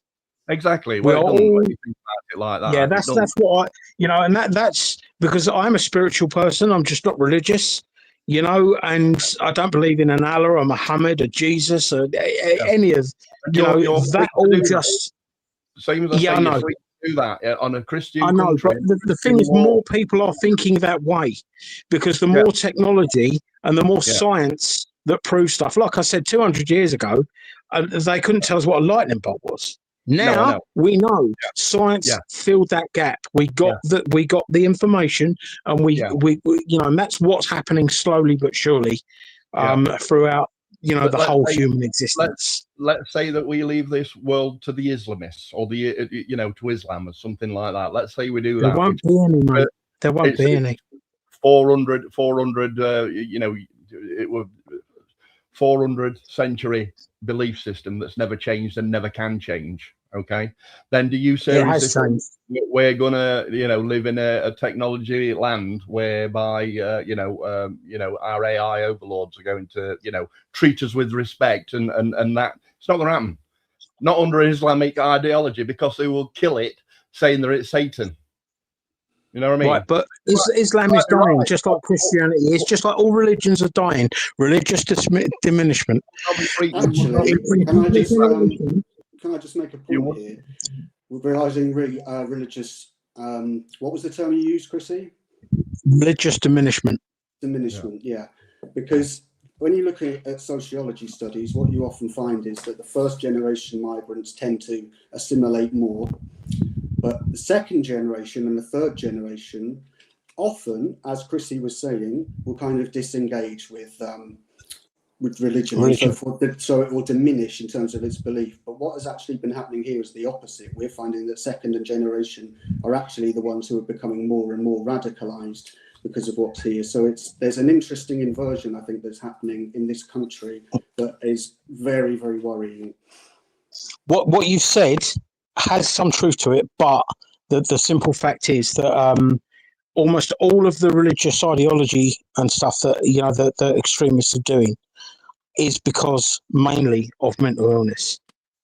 I mean, just saying that you believe in Jesus or Allah or a God, that has omnipotent powers and is your best friend, that is actually mental illness. Yeah, so then that puts people such as Rudy Cabana in that same nutshell there. As I would agree to an extent that sort of belief system can appear to people who are non-believers like us as a mental illness. But to them, and this is what I'm trying to help you with here, is that to them, that belief is as firm as your belief is in science. I agree with that. I've never disagreed with that. But it's also the case that they see all of their fellow Muslims as like their family, as the Ummah, as one thing. And so I understand what you're saying, that you think science is going to get rid of the need for God, but I don't think that is going to happen with a religion like Islam, because it is so rigid and their belief system is so embedded that it's not going to happen. they'll kill the robot. That might be a good thing. I mean, if it's Skynet, but that aside, it might be a good thing. Yeah, if it's Skynet, yeah. But that aside, if it wasn't, if it were decent and good and for the good of the humanity, then they wouldn't have it, because their idea is the good for the good of humanity. So they believe. Do you know what I mean? I mean, listen to some apostates, mate. Listen to apostates. Like, they're people who have got. I've been down at Speaker's Corner. I've seen all of these religious nutcases from all different religions. No, but apostates, I don't think apostates can appear there, can they? Because they'd probably get. I don't know, but you see a lot of the nutcases. A lot of the nutcases are just sort of drawn to Speaker's Corner. I've been there enough times. I mean, it's actually rubbish. Not there. Have a listen to like Apostate Prophet or what's his name, David Wood. All them, you know, and listen to them and what they say. They are actually ex-Muslims, and they've got a price on their head because they're speaking out about the religion, and also it's written in the Quran that that's what they should do to the apostates. That's people who leave the religion of Islam. So even if you do convert and become an Islam, and then suddenly you think, oh, it's not really for me, like you can do with Christianity or any other religion for that matter, you can't do that with Islam. I think a really good one to look at is Nuria Khan.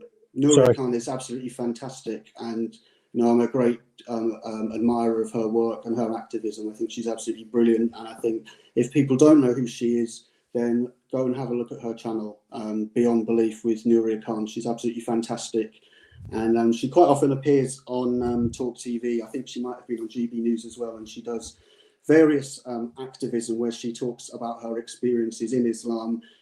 Going from marriage, difficulties she had in marriage, and how she had to flee the country she was in, and the way that she's had to sort of rebuild her life in England afterwards. What do you think, Chrissy? What do you think to them making them wear a burqa?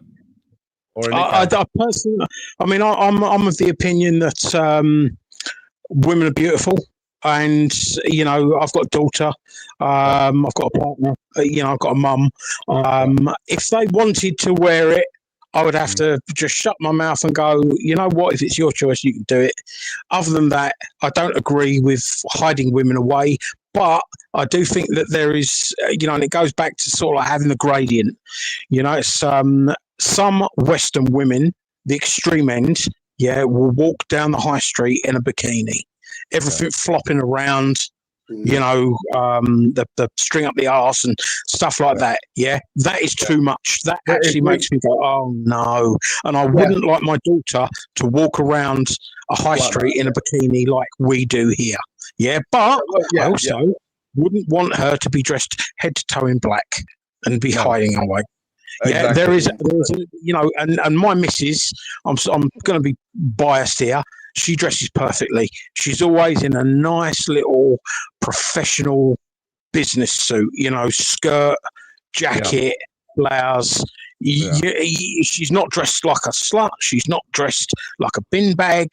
She is just sexily dressed, and she's modest with it. Now that is where I believe that, you know, both religions, and even though I'm not religious, both religions have got a very good point. One allows its women to be too slutty. The other one doesn't allow its women the freedom they deserve. In the middle is where they should be. They should be able to wear what they want within reason. Tell that to the Islamists, mate. The people who have got their rule book done. I have most of them agree with me. I have the same conversations with you guys as I have with my Muslim friends and of people that aren't Muslim. And the thing is, because I'm a white guy, I'm a middle-aged white guy with a bald head. Yeah, I hate football, by the way, soccer. You know, I'm completely different to what most people would look at me, because they look at me and they go, you look like a football thug. I'm like, well, I can't stand it. And no, I'm not. And no, I'm not a Tommy Robinson fan. And I've actually got some pretty sort of, like, you know, average views. Why not? How can you let your women walk around with their tits hanging out and stuff like that? And I'm saying to them, you shouldn't know what they're dressed like. You shouldn't, you know, there shouldn't be that thing. Sorry? So me and Jake have got a question for you. Jake, do you want to go first, or can I? You can go first because it's your show. What have you got planned? Okay. I'm going to ask you. I'm going to ask you a question. It might seem silly, but it has to be asked, right? Go on, mate. What you said about your wife, happy days. Now, if you asked her for, shall we say, sex, and she said no, would you hit her? No, I've never hit and would never hit a woman. Well, the And she Quran knocked me out. clearly states that a Muslim man can ask his wife for sex, and should she refuse, he is allowed to strike her. And he can keep striking her until she actually agrees, and he can banish her to any room of the house until she eventually says yes. That is in religious texts. And the mainstream what if media she- adverts, mainstream what if television adverts would have you believe that that's a white man on the other end of that, not a Muslim man or a brown There man. is What if even she was videos intent that didn't have a of room? abuse. She couldn't go to another room. Yeah. Yeah, so the thing is, guys, I mean, I think we're all aware that domestic abuse and domestic violence are prevalent in all races, cultures, religions, That's everything. I'm not saying that. I'm saying here it No, you're is not saying in that. religious But, texts. It's Yep. not in Christianity. This is literally in the Quran saying the man can strike her if she refuses. And on X, And there that's are law. videos of their men abusing their wives. It's literally there for everyone to see, Okay. and it's Yep. not there. It's not removed because, in their eyes, it is correct. They are going It's by the Quran, but in they get away with Christianity, it, but doesn't say it. But yes, there are men who think they're that hard, even though they're pathetic, who Yeah, feel I agree yes. with that. so Right, but the problem you I've got said there is earlier- that Sorry, I could you said quite easily. earlier, you Yeah. worked in nightclubs. I've worked nightclubs, doors, concerts, whatever. And I'm a Yeah. DJ. how many times did you have a couple walk through the door, not for 3 hours later, you are grabbing that absolute prat out because he's grabbing and ragging his missus because he's had a few bevies and he thinks he's Mike Tyson, and it takes one of us doormen to come in and put him in his place. It happens. So I know I'm it not- happens. I totally I'm not agree. I saying totally agree. white But men the don't. thing is, I'm though, saying in the Bible, Quran that- allows it. yeah, right, in the Bible, that Numbers 31, 17, 18, that basically states that you can kill a woman if she's ever slept with a man. Yeah, but No one changed does. that. We've changed that law, same as I We say. don't haven't live changed by that. It It- might it's say we haven't it, changed but that we bit in do the not Bible. take that as literal. Yes, it's in the Bible. And neither but we do are, most as Muslims. Christians, Only the extremist Muslims do. But- Out of the half a dozen Muslim men I know, not one of them would raise a hand to their wife, I doubt. Chrissy, How many wives of these That's- Muslim men who you, no, who I'm you saying know the got? Quran How many allows have they it. got? Do you know what? I've done this one with Israel, and it's like, Chrissy, how many women can you keep on the go at once? I'm like, well, I'd only ever want to keep one on the go, to be honest. And they're like, exactly. Chrissy, are you based in London? I was born in Leytonstone, but I'm now in Essex. Right, okay. See, this would explain a lot to me about, I think, the way that you're thinking, because your mindset and the way that you speak about different cultures and things like that is very much a metropolitan way of thinking. Where I'm from is a very rural community, and here, with the motto of my town is, let us forever hold fast to the old virtues. We're very traditional. We're very, very aware of our local myths, legends, superstitions, traditions. Yeah. We're very proud of our churches. We're very proud of our dialect and our accent. And that's something that I think in London and moving out into Essex, I think it's difficult for people to understand that because it's been lost in the cities. And so when they see people who have those beliefs, then they instantly think, well, they must be far right or they must be racist in some way, when really what they're doing is they're saying, no, look, this is our culture. This is the England we believe in. Whereas the England that you see in London is a very different England from the one that you see in the countryside. Yeah, I agree with that. I mean, the thing is, I work in London. I work mostly from home now.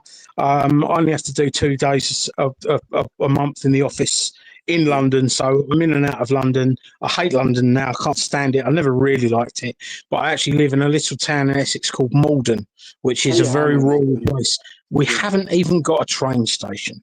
Yeah. You know, so I do get a good, and I make sure that I get a good view of everything, because you Do you know, I mean, think, I hear a lot of far right commentators that state that they're just waiting to chop all our heads off.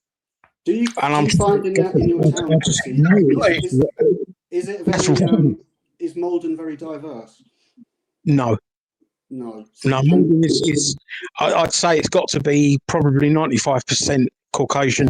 Yeah. And does that make a Malden- difference, what do you think, when you're walking around at night, for example? Does it feel safer, or does There it is no nightlife out here. We're mainly OAPs, to be honest. So you can But, just walk Malden around like is- here any time, day or night, and it's nice and safe? Yeah, I mean, the thing is, it's like, you know, people have got this misconception that London has become much more unsafe. And, you know, and you can look this up, because this is, you know, just Google it. It's the Office of National Statistics. And basically, last year, there were, I think, just over 500 murders. In 2020, in 2000, 26 years ago, there were 700. Yeah, but Chris, that's almost 2 a day. That's not good. Yeah, but that's for a 70 million Let me population. put it this way, Chris, to put things in perspective. Sorry, Chrissy. The last Go on, time mate. there was a murder in my town, in fact, Yep. the only time there's been a murder in my town was in 1990. Right. And it's a completely different environment. And you have to say that that is to do with the culture, the tradition, the people, and the geography. All of those things combined make some areas safe, some areas not safe. And the point I'm trying to make this evening is, I want where I live to remain how it is, to be as English as it is, and keep the traditions that have been here for hundreds of years. And my family have been here for hundreds of years as well. We can trace that back. And we're very proud of it. And what we don't want is a belief system like Islam that is really rigid, that can't be changed, that won't listen, that beats its women, that rapes its women. It doesn't believe in marital rape. It encourages child marriage. There are extremists within there. Yes, there are good people in that religion, but for a population of 6%, look how many problems they're causing regarding social cohesion.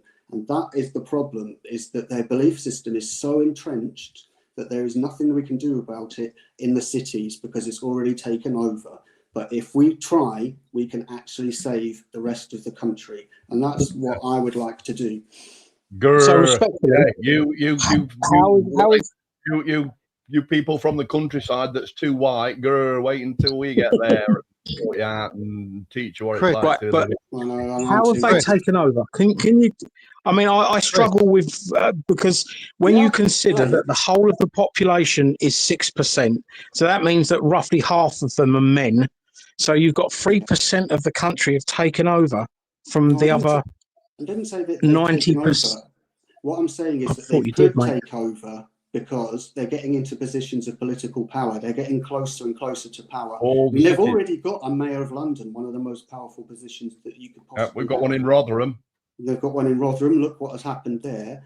Gave her speech in Erding, whatever it's called. Right. If things work the way that they are, and there are coalitions, people making decisions like the Greens did recently, there's a very realistic possibility that in the near future, that 3% of males, although there are, of course, female MPs as well, like Layla Cunningham, for being one of the most famous ones, there is a very real risk that somebody who has Islamist views could infiltrate through the Green Party, and then they're only 2 or 3 steps away from power, and that is the end of this country as we know it. All of those traditions, that whole culture that we have, will be gone, and they will destroy our castles. Your belief in everything. So if I can just speak about the culture argument. See, the thing is, culture is fluid. Chris, 2 seconds, because I've had a super chat, and she wants to ask you a question. So if I can just quickly ask this, then you go back to topic. As long as you go off with me on the suit. I'm joking. Sheila Miller, thanks very much. I appreciate it, Sheila. Thank you, or Sheil, for supporting the channel. It says, Wiz, can you ask Chrissy, who used to be a councillor in Malden, please? Yes, I did. That is me. Someone knows you then. There Sorry? you go. Happy days. Someone knows you then. Still knows you. If I never hear the word point of order again, I'll be very happy. Point of order. Point of order. Rattle your cage. Let me just I'll quickly expand on that, because that's a massive. I got fed up with sitting behind this computer screen and basically just being someone that complained. So I decided to become the light I wanted to see. I put myself up for in the election. I won the election. I got into Malden District Council, which is extremely corrupt, not the most corrupt, but it's very corrupt. And basically, for 6 months, I just sat there and I basically, sponged the information in. People were giving me different tips and stuff about the bribes that were taking place and whatever else. And then after 6 months, I went to the monitoring officer, which is the legal guy for the council. He's the one that deals with the councillors' complaints and stuff. And I said to him, right, this is happening. I gave him a full list of it, and I said to him, how are you going to deal with it? And he's like, basically, mate, I'm not. And I was like, hang on a minute, you've got you've got councillors taking £5,000 to vote in 1,000 home, £750 million property development sites. Yeah. Chrissy, Pat has got a question for you. Why did you get sacked and jailed? I didn't get jailed and I wasn't sacked. Well, that's what he seems to think. What happened? Right, so on that one, let me quickly go back to the previous one. So I basically was getting given tips, and if you go to my YouTube, you can have a look at any of them that you want. And for instance, the Conservative leader of the council was taking bribes. He was a homophobic. He was making threats to other councillors, and this is all documented and admitted by him. And basically, I was gathering evidence on a lot of the dodgy councillors up there, because it's one big snake pit. And as I started releasing the information, because the council wouldn't deal with it, basically I was asked by a Conservative councillor, a Conservative councillor basically got the school that he is in charge of, because he's got an academy where my son went, if I would go to the school to meet my son's teachers, knowing full well that my ex-partner, who'd falsely got a non-molestation order out on me, had moved into the road next to the school. Literally, you could hit the address with, if you spat from the playground of the school. And when I went to the school, they basically made it out as if I was harassing people, which I wasn't. I was asked by the school to go there.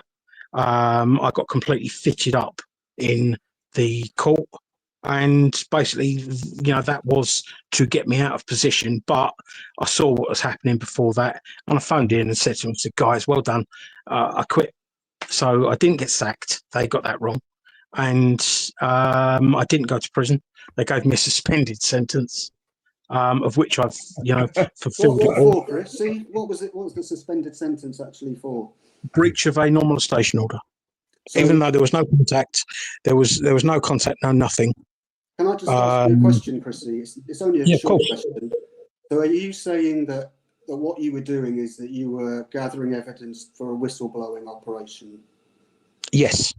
And I wouldn't call it a whistleblowing operation because I didn't require anonymity. Right, okay. Do you think that perhaps if you had gone anonymous, you might have been able to blow the whistle?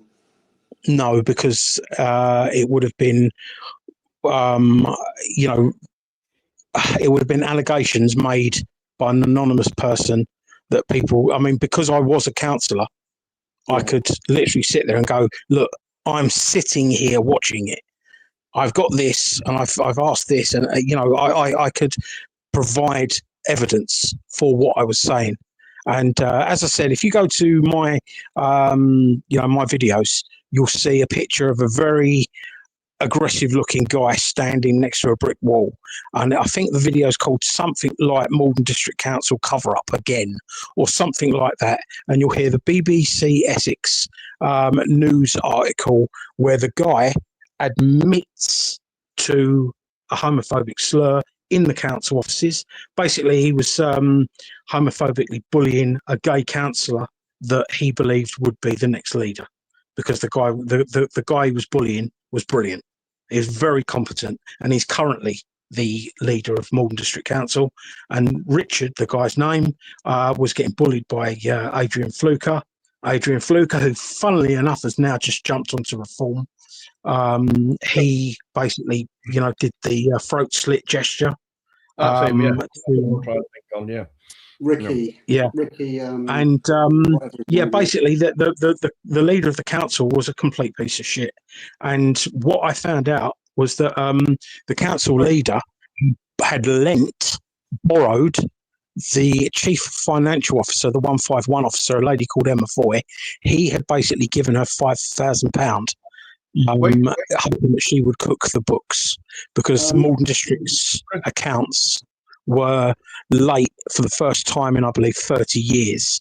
And the reason that the accounts were late was there were, quite a few chunks of money that were missing. And I believe the amount was 28.5 grand.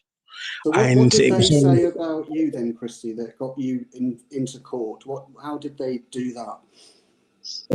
So basically, an ex-partner forcibly got me a non-molestation order without me even being there. Sorry, what so was it that? was ex parte. They call it ex parte. Basically, they go to court and say, "I'm scared of this guy," but it looks very much like the Conservative Party had thrown a lot of money, not a lot of money, just a few £100, but at the right people. What is that order called again? I've not heard of that before. What was it called? Sorry? What was that order ex called? parte. Okay. And what was it for again? Basically you go to court ex parte, which means that you're not there. And she went to court. She got the non-molestation order. They sent the non-molestation order to the wrong address. What evidence did she use? She didn't. That was one of the You can't main... get one. You can't get a non-molestation order without evidence. Yes, you can. Unless you've agreed to it. And no, if you you can get a non-molestation order without evidence. No, you can't. I've tried. Mate, you've not done what this woman done with the help. She got £250,000, 250,000 quid's worth of legal expenses. And Christy, with all due respect, you don't know the experience that our fellow guest has had here. So perhaps we could let her tell. No, but I do know that you don't need evidence to get a non-molestation order, or you at least didn't. Can we let her tell her story? Because I think it's important for her to say. Yeah, it's fine. Yeah. I've not got a problem with that. It's just that obviously I've also lived through this, and I know how the courts work. Yeah, I mean, I'd like to understand your story as well. Sorry, what was the lady's name? Call me Kelly if you want. Sorry, you're right, Kelly. Yeah, I'm all good. But what I'd like to say is though, when you apply for a non-molestation order, you have to at least accuse a pattern of behaviour. So what pattern of behaviour did she accuse you of then? She didn't have hardly anything. I mean, there was nothing on paper either. That's what I'm saying. Kelly, when you went to do this, did you have to give a pattern of behaviour? And I'm not asking you to say what obviously happened, but did you have to give that sort of evidence? Yes. Yeah. And was it quite clear, the evidence that you had, that it was a pattern of behaviour and that there was extensive evidence for that? I can't say because... No, of course. I wouldn't expect you to. All I can say is I dropped mine and we settled amicably. That's all I can say on the matter. Yeah. I just wanted to see that. So you did provide that there. So don't get me. So Kelly, I mean, obviously you've gone to the court and you've said I would like a order put on this guy for this reason. Yeah. Did you have to put that in the statement? Yeah. That was in my counterclaim. That's basically what happened to me was exactly that, with no statement.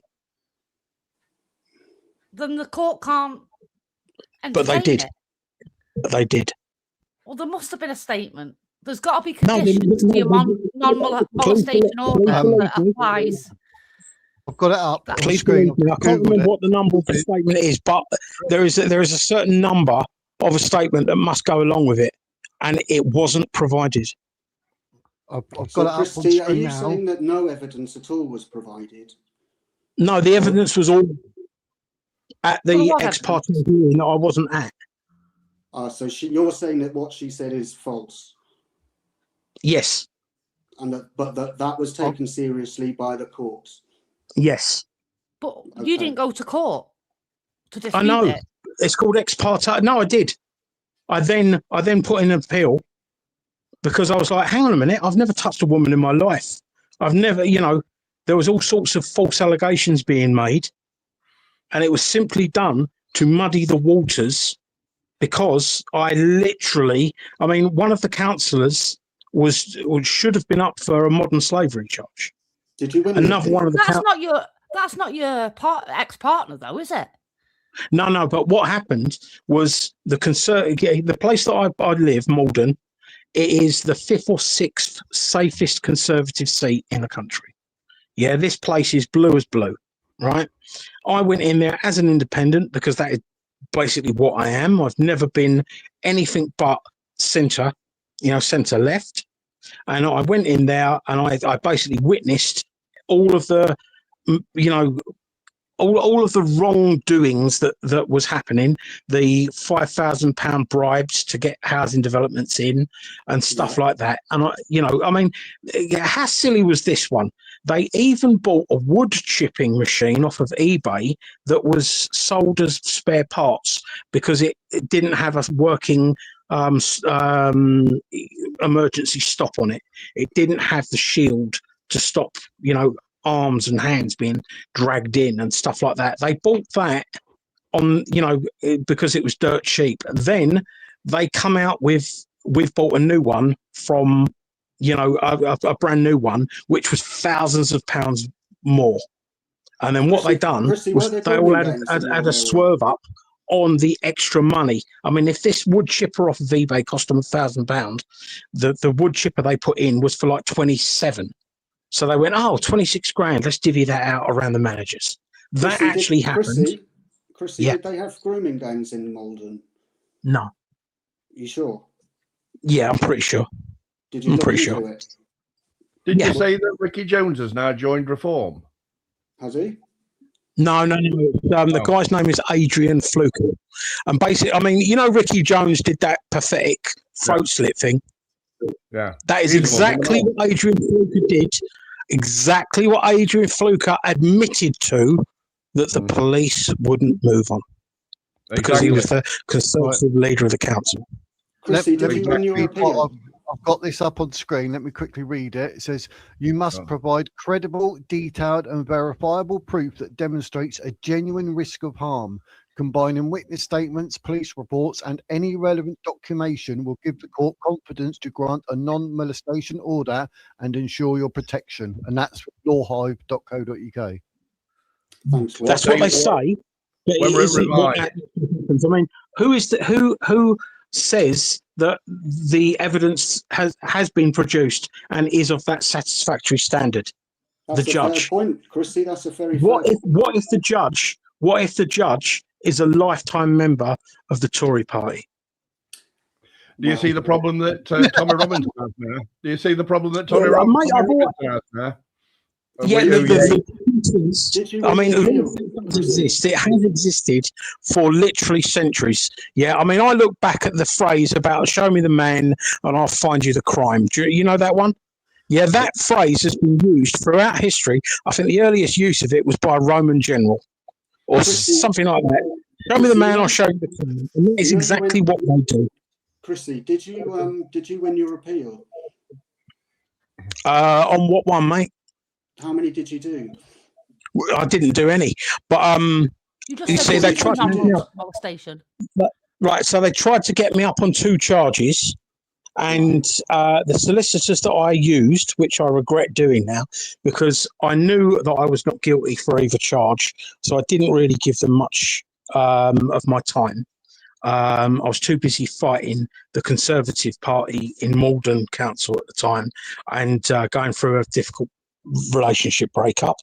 But basically, what happens is they will literally interfere with the solicitors, the barristers, the courts, everything, because bit like Lucy Sorry? Connolly and her problem that she had. Lucy Connolly and her problem. The thing is, you know, I'm totally down with. We kept on getting taken off of the actual points, but with Lucy Connolly, right? Lucy Connolly, she was silly because she pleaded guilty.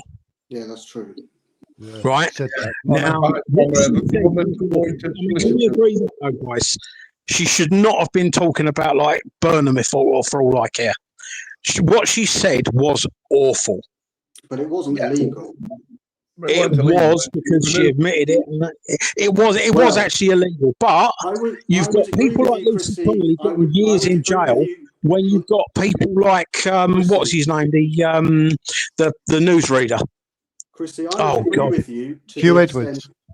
You've got Hugh Edwards getting no time, and Lucy Connolly getting years. That is the tragedy. I agree with that, but what she actually said wasn't illegal because she didn't stir up any hatred. Nobody followed up on what she said. She was given bad legal advice, and rightly, she just wanted to get home to see her daughter. And she is a very, very good person. As I've mentioned before, she is a subscriber to my Substack. Thank you very much, Lucy. Very glad to have you on there. But what I wanted to ask you, Chrissy, is when I listen to this story, if I were telling you that story, would it sound to you very convincing? Sorry, Lucy's story, or sorry, no, the story that you were telling us before about the judge being against you and there not being the evidence. Well, I mean, it is all out there to be looked at. You know, I mean, if you want to look at a councillor called Brian Harker, who was yet another Conservative at the time, he'd been in the council for years, has had his wife, and Brian Harker was basically told by the Conservative Party to do a what they called it, smear campaign on me, and to find a reason to get me out of Malden District Council. I mean, I had about 12 different complaints in against me for various unsubstantiated reasons. To be fair, I think if somebody is being given a suspended sentence for a charge like that, I think they've got every reason to want to get rid of somebody who's the councillor, because it doesn't set a very good example, does it? Well, no, it doesn't set a very good example, but if you knew the actual case, I mean, Tommy Robinson is a very good example with his lengthy criminal convictions that he admitted to. But he's not a councillor. No, but he's tried to be a politician. Has he? I don't follow him. Yeah, he got 2.2% of the last election that he entered. The last election he entered, he got 2.2%, which is an absolute joke. So you don't think he should be able to stand for election? No, he's too dishonest. What about you? Should you be able to stand for election? I can stand for election. Even with a criminal conviction? Yeah. Look at that bloody Muslim they've got in what's it? Where is Shahid it? Butt. Oh yeah, the terrorist. Shahid Butt. There you go. What do you think about that, Chrissy? As just a sort of philosophical sort of idea, do you think people with criminal conviction should stand in Parliament? Sorry, just let me read what's on screen for Hazy Fantasy, because we had a little giggle last time. I didn't know whether to read it out or not, so I didn't, and all that. But it's a great stream tonight, Wiz and guests. Great subject, and yes, Wiz, I'll let you read this out this time. So thank you very much for your support, Hazy. I really appreciate it. Sorry, you may continue. No, but can I ask you a question? Can I ask you a quick question? Do you think when I say the word obsession, it's your obsession with the councillors and the corruption within the council? I'm not trying to demean you when I say your obsession. You've got a right to be obsessed with that. I would do too. Yeah, I wouldn't say it was an obsession. It was just I am a bit of a dog with a bone type guy. You know, if I see something wrong, I don't want to let it go. I am the same. I am the same, and I believe. Yeah, what's your question, mate?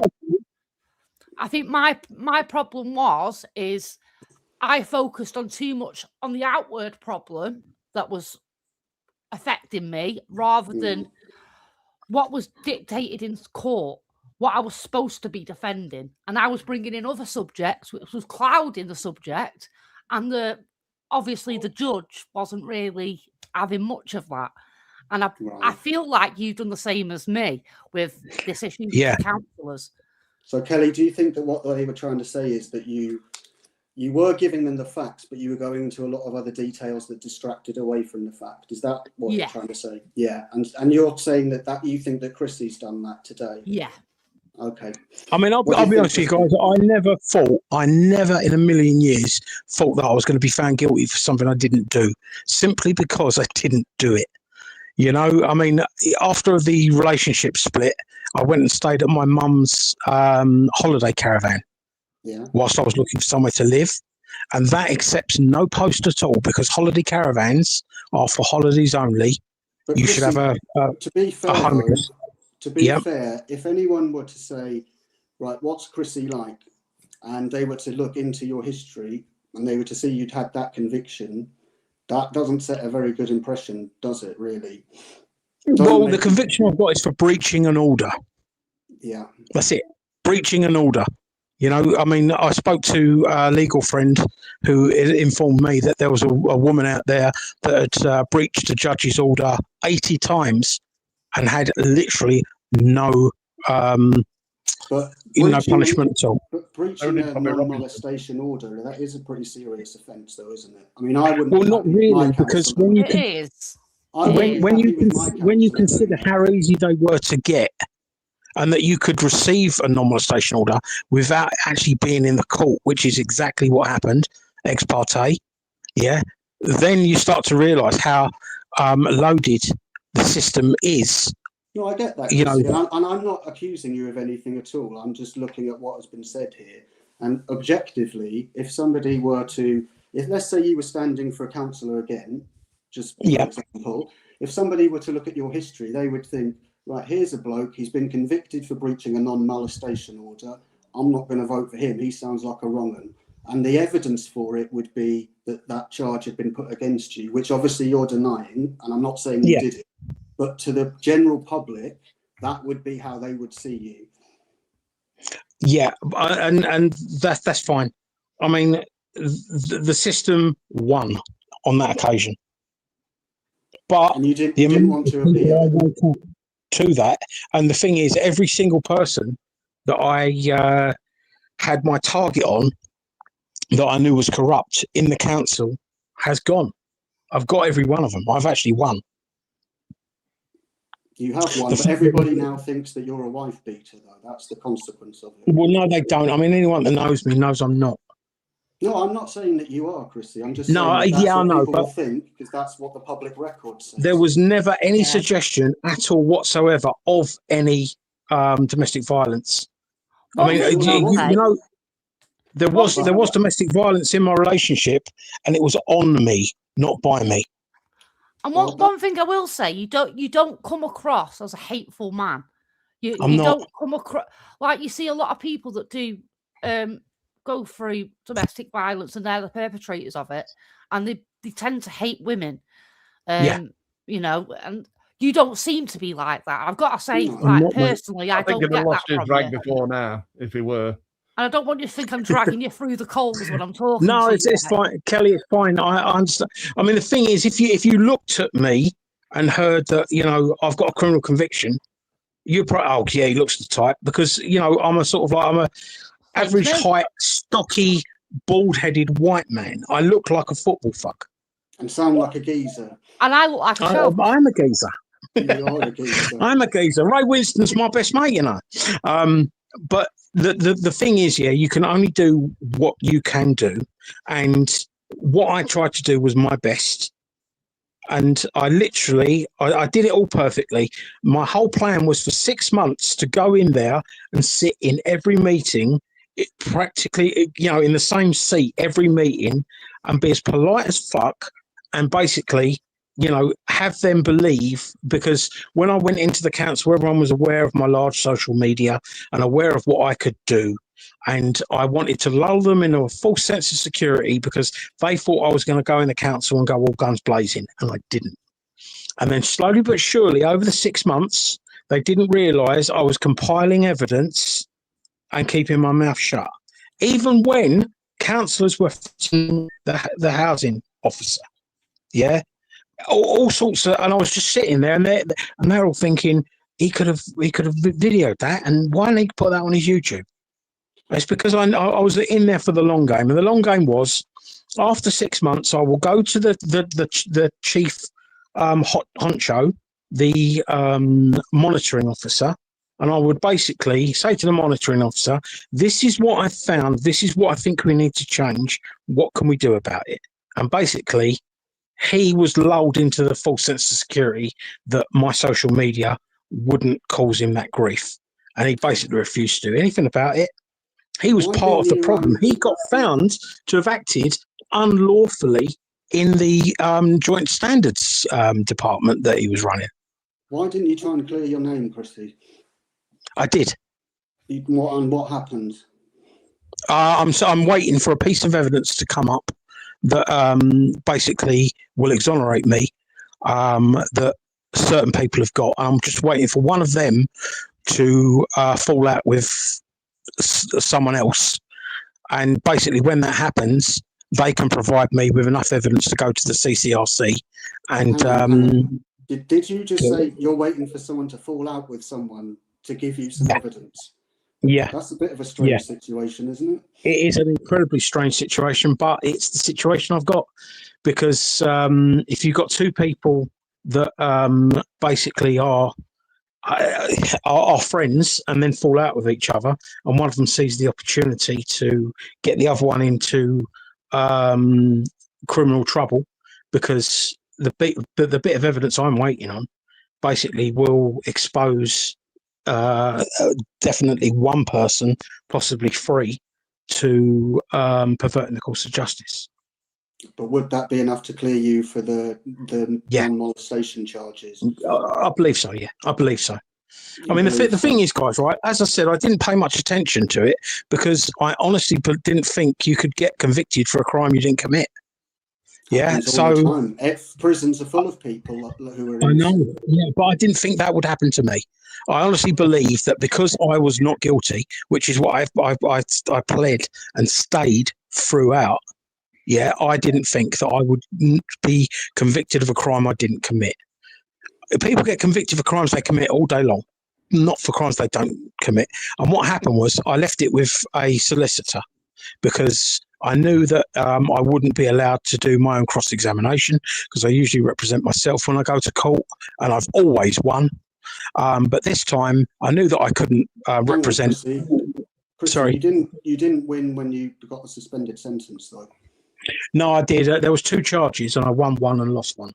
Oh, okay. But the point being that basically the second charge that wasn't found, that I wasn't guilty of, was that a car was smashed up, and it was me. Now, I at the time. Sorry. Sorry, I was shouting for someone in the chat. Sorry, I forgot my mic was on. No worries, mate. Yeah, so basically what happened was I knew where I was on the night that this car got damaged. And I had, strangely enough, two very good witnesses because I was at my friend's hotel and my friend and his missus were both counsellors. Yeah, and, it was early January and I was sitting with them in the hotel because me and my daughter had to move into a hotel temporarily whilst I was getting a place. Because the holiday caravan was closed over the silly season.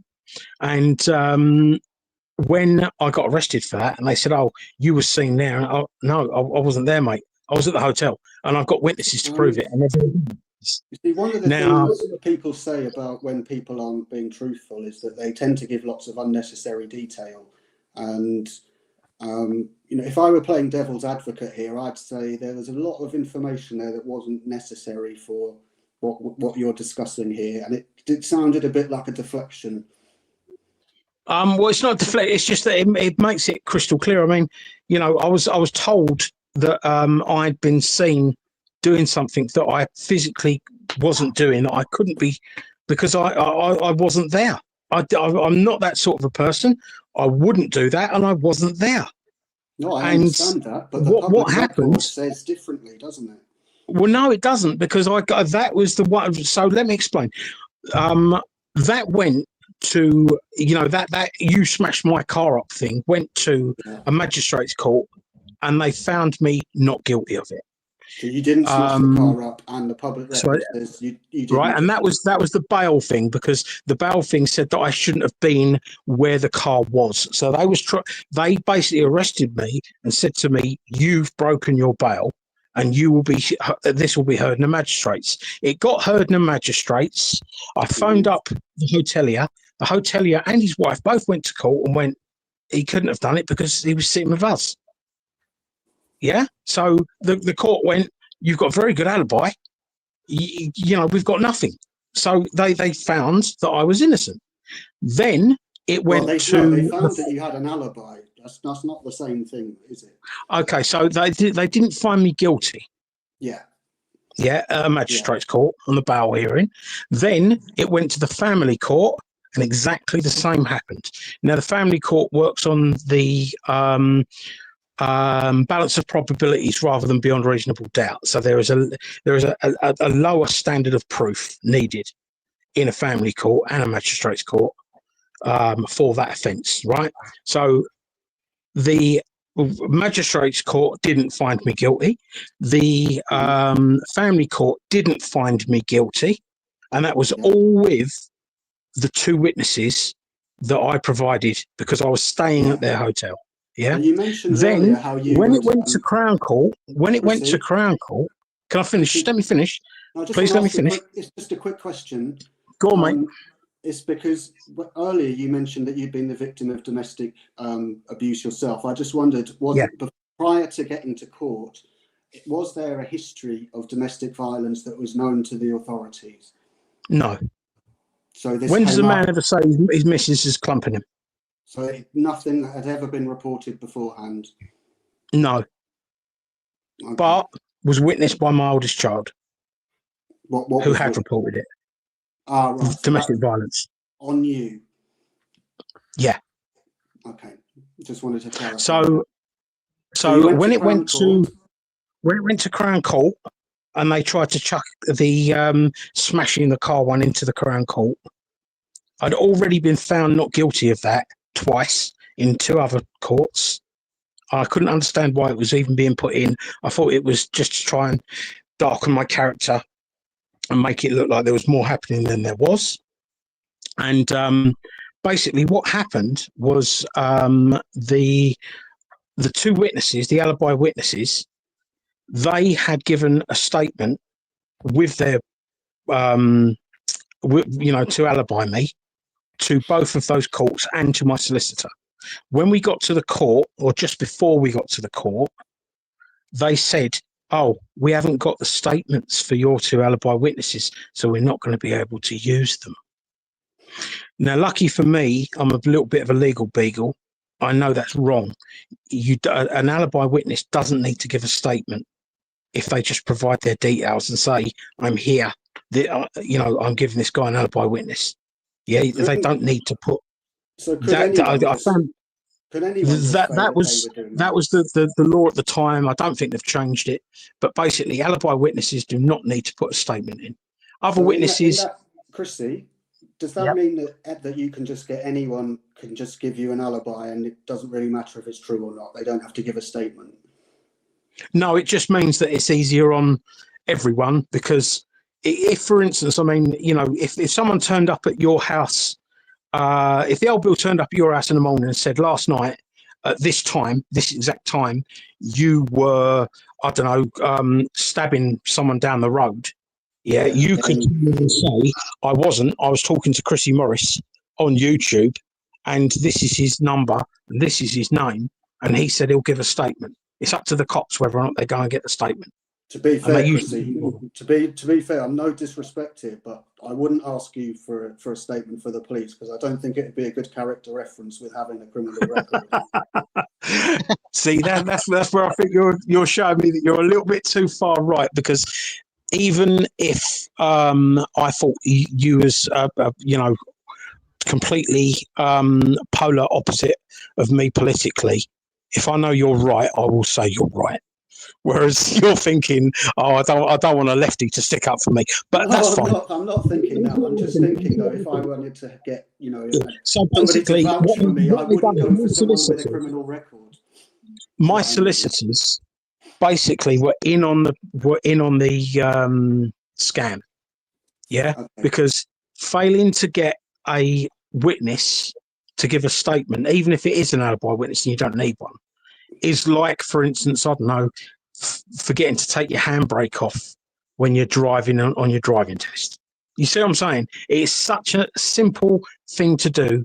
How many witnesses do you put forward and not have a statement ready? You would have a statement ready just in case they needed to remember the specific time or date, for instance, because obviously you could be like, was it 10 o'clock? Because this is 2 years down the line.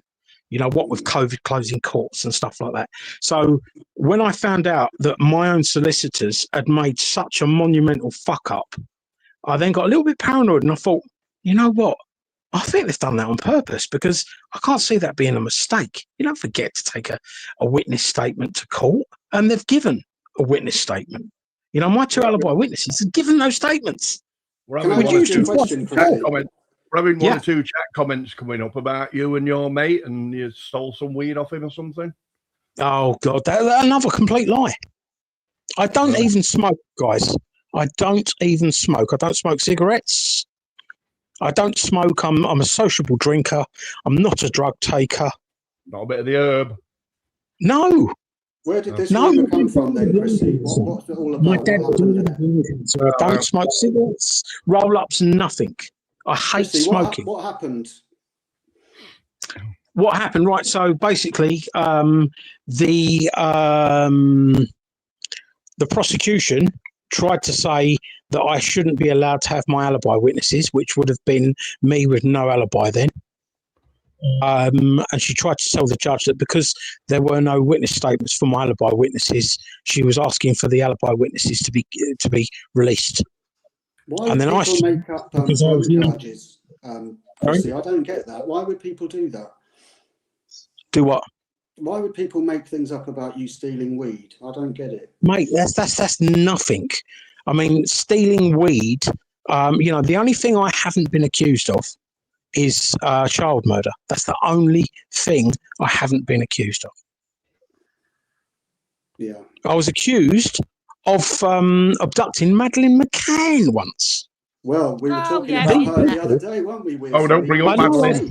We did say I was trying to get on. Guys, I've got so much to tell you guys on that Madeline McCann case you won't believe. But literally, there is nothing apart from child murder that I have not been falsely accused of. Yeah, did you solve it, by the way, Wiz, other day? Did you manage to solve it? No, I didn't think you would. We did. Can I quickly jump back to that one? Did it. Chrissy Can I quickly jump back to that one? You guys were saying, how did he get rid of the body? Well, the simple. Are you aware of what Occam's razor is? Yes. I love it. Did it through a wood chipper, but didn't have an emergency stop on it. No. So the Occam's razor of it was that Jerry McCann was basically, he took the body in a red tennis bag, because there was this thing about the red tennis bag that they didn't bring back from Playa de Luge. And basically what happened was Jerry McCann went and put the body of Madeline into the car because he was going to take the body away and basically get rid of the body. But as he walked out of the apartment, he could see down the road the bin men coming. Now, in Portugal, you basically they've got them big sort of wheelie bin things, proper big wheelie bins. Yeah. They pick their rubbish up at night because it's not as hot and, there's less smell and rats when it's cooler. And They basically take all of the rubbish from Praia da Luz. It goes to the biggest refuse dump in Europe, which is on the Portuguese-Spanish border. And what he done was he saw the binman come in and then had a thought, and he thought, do you know what? If I put it in the bin, they're not even looking in the bins. If I put it in the bin, Chrissy did it. Sure. So basically, Jerry McCann put Madeline's body in the bin skip, which was collected at just after 10:30, and that then got taken at the end of the round to the biggest refuse tip in Europe. And they believe that due to the rats and the heat and the vermin there, anything that's edible is gone in an hour. And that's why she's never going to be found. Mate, it's the conclusion to all these child murders is that the child's body is in a place that will never be discovered again. It's convenient.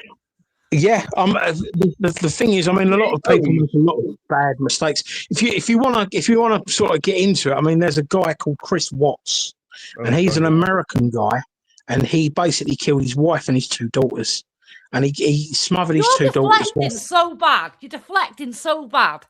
I just thought I'd bring that one up because we're talking about. Okay, so going back to the Madeline McCann one, Kate McCann was the parent that found she was gone. Yeah. If you have a look on the statements and the PJ files, you'll see on one of the early statements, Kate McCann said she went into the child's bedroom, saw that Madeline was gone, and then noticed that Cuddle Cat was on an inaccessible shelf up high. And she knew, because none of the kids would have been able to put the Cuddle Cat on the shelf, that made her realise that Madeline had been taken. She knew Madeline had been taken because Cuddle Cat was on an inaccessible shelf. No, she didn't. She walked into the apartment, and when she opened the door pushed back on her, she said, and she had to retract this statement, by the way. She said the door pushed back at her because the shutter was open and the window was open, and the wind had caused it to push back. She did say that. But she said loads of things that contradicted. She did so many contradictions she wouldn't leave. But in one of her statements, she basically said that she knew Madeline had been taken because Cuddle Cat was placed on an inaccessible shelf that only an adult could have got to. Yeah, we looked at and that is when she knew. That's what she said. Whether or not she retracted it, whether or not she's said other things as well, contradicting statements, but she said that, yeah? Now, if she knew her daughter had been taken, and I'm not the most police-friendly guy, yeah? I realise that we need them. I realise that not all coppers are bad, but I'm not someone that phones the police at the drop of a hat. I would be on the phone straight away if I realised my 3-year-old daughter had been taken. Why did she wait 40 minutes? The reason she waited 40 minutes, because she apparently found that Maddie was gone at 10 o'clock and they didn't phone the police until 20 to 11. The reason that they had to wait was because they needed the rubbish to be taken. And then they phoned the police. Let's that reward then. We'll split it with Mo 3 ways. Mate, do you know what? Money's not my god. It never has been. You guys, I'll tell you, we'll all go out for a beer. How is it the solicitors done you over? But when it comes to Kate McCann making a statement that everybody, once she retracted that statement, everyone was like, "That's wrong. You're kind of guilty." But we've got no. You can't spare a thought that she might have been in the same position as you. Because of the other side. I mean, I used to work in the security game. I used to work in the security game, and a very, very good friend of mine had a brother-in-law that was in Leicestershire Police, and so I got a lot of half-decent inside information and information. silly little... You obtained information dishonestly. No.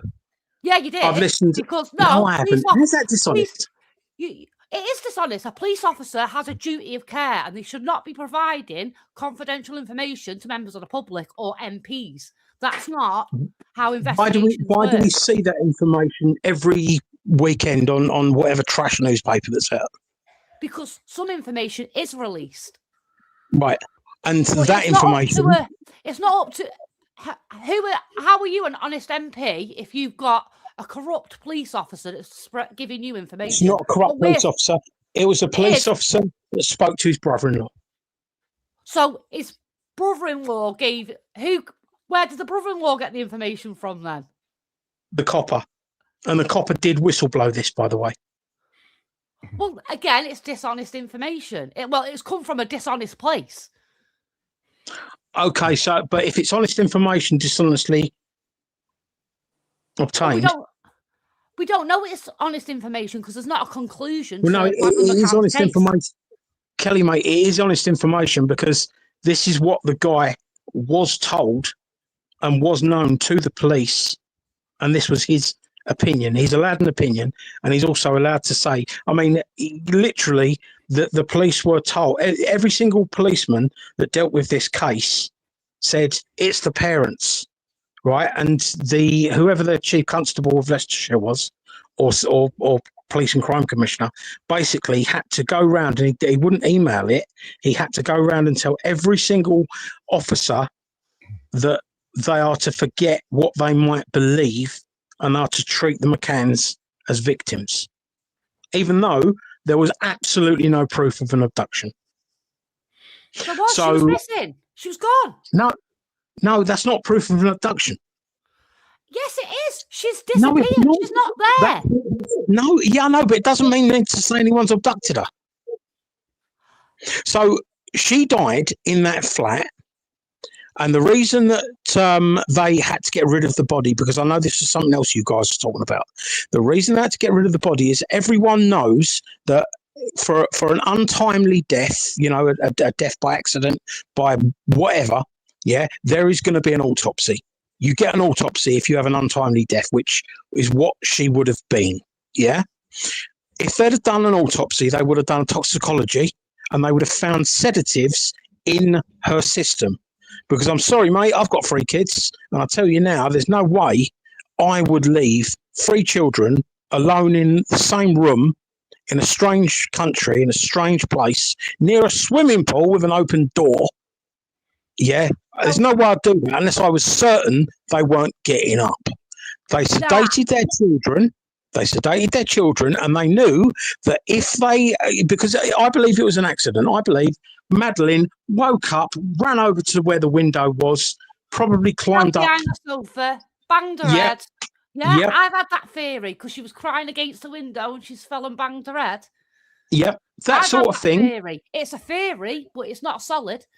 It's not. No, but that is Occam's razor, though. That is Occam's razor. Well, that's just. There's no way. There's no way someone. It creates reasonable doubt either way. That's what Sonia Coleman does. But it's Occam's razor, and Occam's razor is pretty unbeatable in most cases. It's not fail-safe.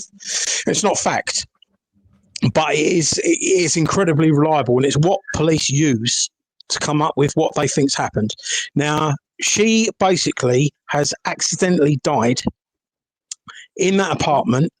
They would have taken her body away for an autopsy, and they would have tested the blood, and the blood would have come back that she was sedated. That would have left a bit of liability on the parents. They didn't kill her daughter, but they shouldn't have been sedating their children. Well, that would have been prison for both parents, and definitely no more work in the medical field. Someone of neglect. And did the Portuguese police arrest them for neglect and charge them with neglect and imprison them for neglect? They couldn't. Of course they could have done. No, they couldn't. Made them Arguido. They made them Arguido. Yeah, I know they made them Arguido for a crime that happened, or for a suspected crime that happened. And the claim that they were drugging their child, and she died due to the intoxication that she had ingested. Right? That's not an innocent. That's not innocent. That's not an accident. It is. I mean, I don't believe that the McCanns meant to kill their daughter. I don't believe they meant to kill their daughter. It's still manslaughter. It's not. I mean, I did look into it at the time. It's been a long time now.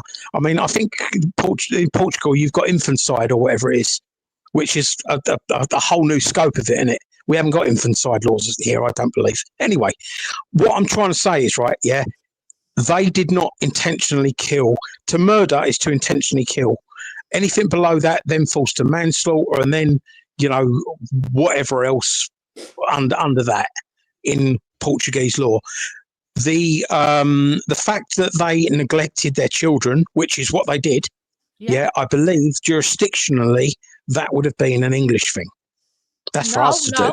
They were in a foreign country. If I go to America and leave a child alone in a hotel, go out for a ciggy, and any man could go into my hotel room, then I've neglected that child and I should be arrested for that, because that is neglect. But then also flipping it over, I've grown up in the 90s, and we used to go Butlins all the time. Do you think my mum stayed with me every 5 seconds? And do you think any child that was going in Butlins, their parents were looking over them all the time? They didn't. We used to. I mean, I remember going to holiday camps with my mum and dad and my grandparents, and I can remember I was always pissed off, and this has given a primacy to me about drag queens, because at the holiday camp one year, I remember it just like it was yesterday. Basically, they went, right, ladies and gentlemen, you might want to get your children back to your chalets. We've got Madame Philippe coming on, the resident drag queen. Chrissy. And I was like, I'm staying. And my mum and dad were like, no. And my mum would take me and my brother and sister back, Chrissy. And they would stay and watch the drag queen. And that's why I think drag queen. Sorry, mate. Go on. You kept calling my name, but I just wanted to finish. Sorry, I just did a Google search on your name. It's really interesting results come up. Can I quickly do the super chats? Let me do the super chats, Jake. Let me do super chats, and Jake can crap on. No crapping. Robin, thank you very much for your Kofi. I've got it. He said, if we start with the 3%, the rest will follow. You never know. And then, what was the other one? It was, let me show that one. Olga Barra. Hope I said that right. She became a YouTube member. She signed up on the Wizard. So you can become a Wizard, Silver Wizard or Golden Wizard. And we have a new Wizard, a new Wizardian. I used to say Wizfam, but everyone in the chat goes, no, we're Wizardians. So I bow to them. They're Wizardians. And then if you ask me. Yeah, and Pat's got a question here for you, Chrissy. Yes, mate. It's a super chat. I have to ask it. I can't believe he's doing this to me. Cheers, Pat. But the question is, my apologies. Did you make your daughter carry a blow-up doll around a bootable for punishment? No. Pat, we do it to me, Pat. Hang on a minute.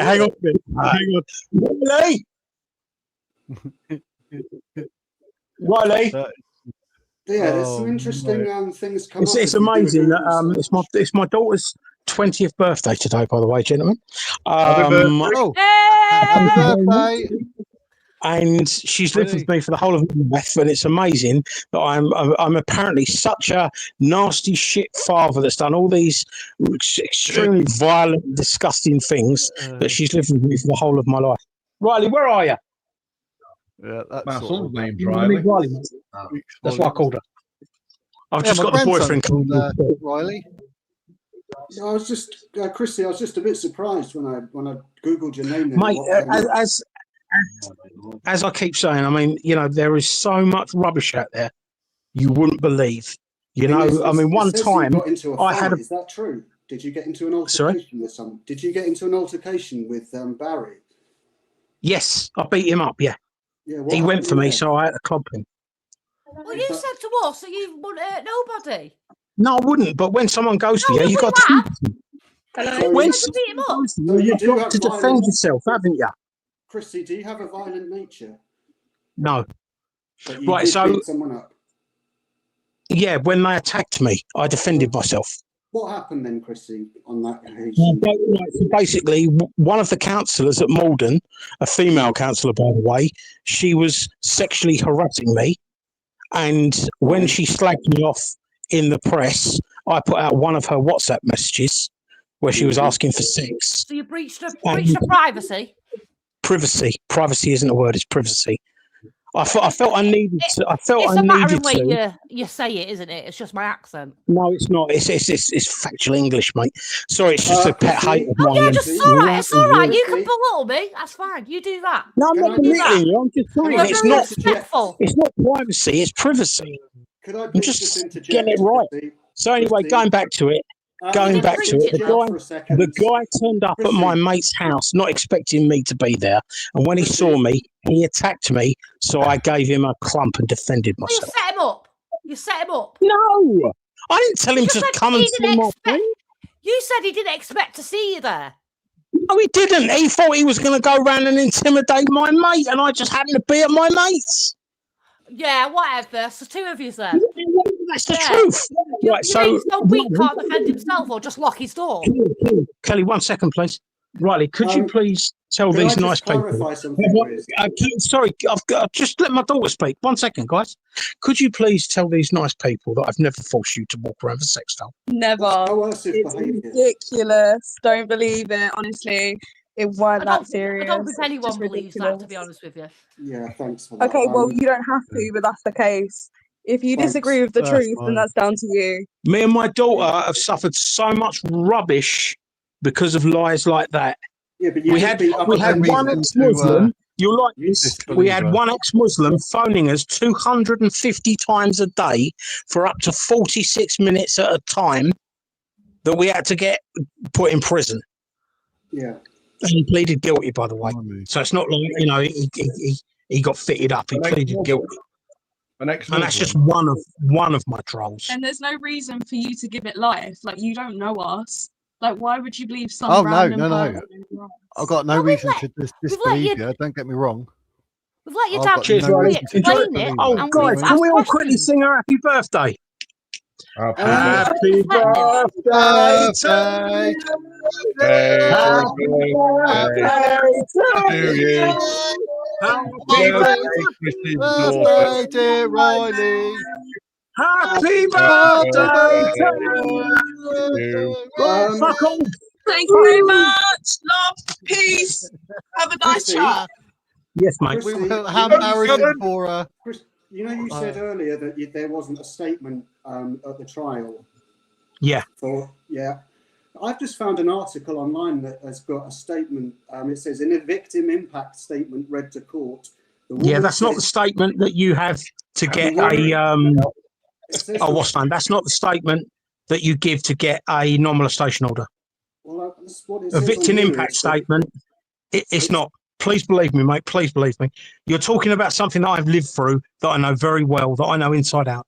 A victim impact statement is given by a victim of a crime that is given to the judge to consider sentencing. I get that. Chrissy, can you tell me why the judge described you as a law unto yourself?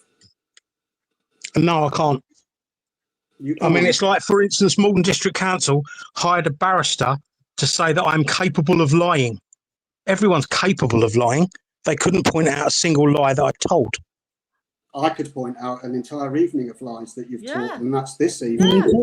Tell me what lie I've told. You made out like you weren't violent, and you said, I don't touch nobody, and then we hear that you beat somebody up. Right, so if you defend yourself, you're allowed to defend yourself. Let's, ladies and gents, let's make sure that we're debating whatever we're debating. We're talking about what we're talking. We're not attacking the person. That's not what we're here for. That was actually against I believe. No, I'm just saying because it's getting heated and like a man's trying to defend himself here. So, Right. So, guys, if you really want, sorry to interrupt. If you really want to have a look, I've got the incident recorded at my friend's home. You recorded it as well? Yes. You recorded beating someone up? No, I recorded me basically defending myself. You lay in wait for him, knowing that he was going there. No, I didn't. Yeah, you did. I was at my friend's. Waiting to do a radio interview at my friend's with my friend, and this guy turned up at my friend's to threaten him.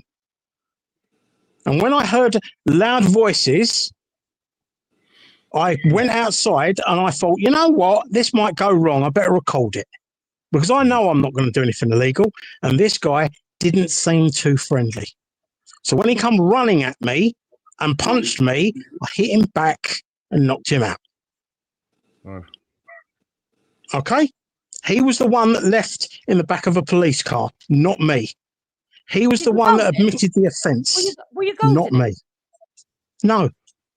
I didn't even know him. I didn't know who he was. My friend had an expensive sports car parked outside his house, and that gets a lot of people come over and just look at it. And this guy was standing by my friend's sports car, and my friend looked out the window and went, "Oh, stay here a minute, Chrissy." Yeah, and then... Well, why? That isn't a reason to go and beat someone up because they look at your car. I ain't finished. I ain't finished. So I've got a guy standing by my mate's car, like people often do, because it's a Lamborghini.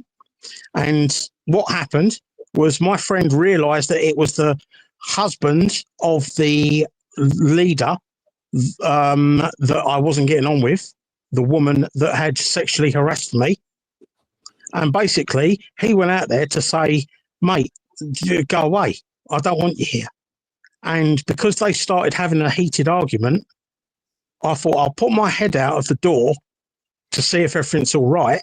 And then the geezer come for me. And I've got all of that on video, which I showed to the police, and which the police turned around and went, "Yeah, we've not got a problem with what you've done. You've used reasonable force to defend yourself." Well, you did say that you beat him up. You did. Yeah, I did beat him up. I give him a clump. I put him over. I beat him up. Violent, though. I'm not violent, no. But okay, so guys, I'm a boxer, yeah? And I can defend myself, yeah? And I'm not violent. I can defend myself. Okay, and I'd agree with that.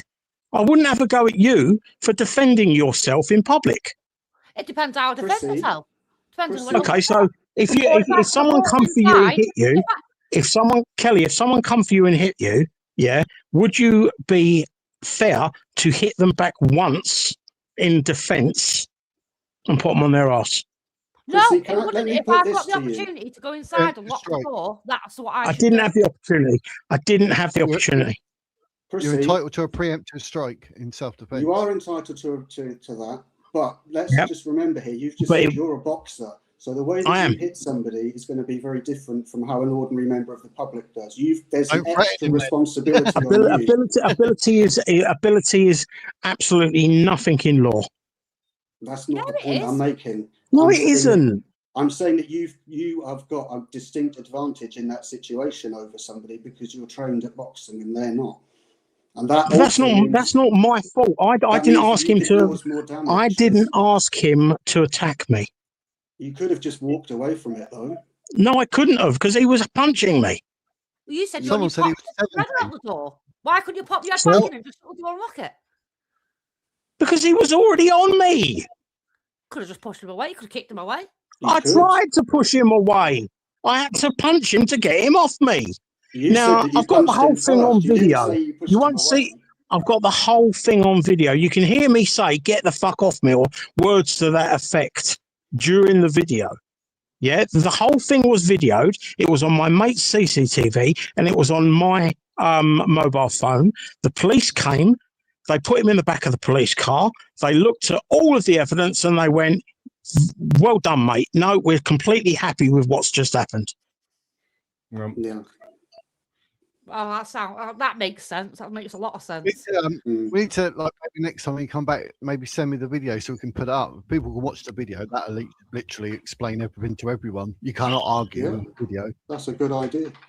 Yeah. Well, like I said, I mean, I've had it up on my YouTube ever since it happened. Oh, it's up on your YouTube. It's on my YouTube right now. You'll see. I think the thumbnail is me and him standing in front of my mate's baby blue Lamborghini. What's the name of the channel? Chrissy Morris. Oh, as it is. It's this channel that I'm on.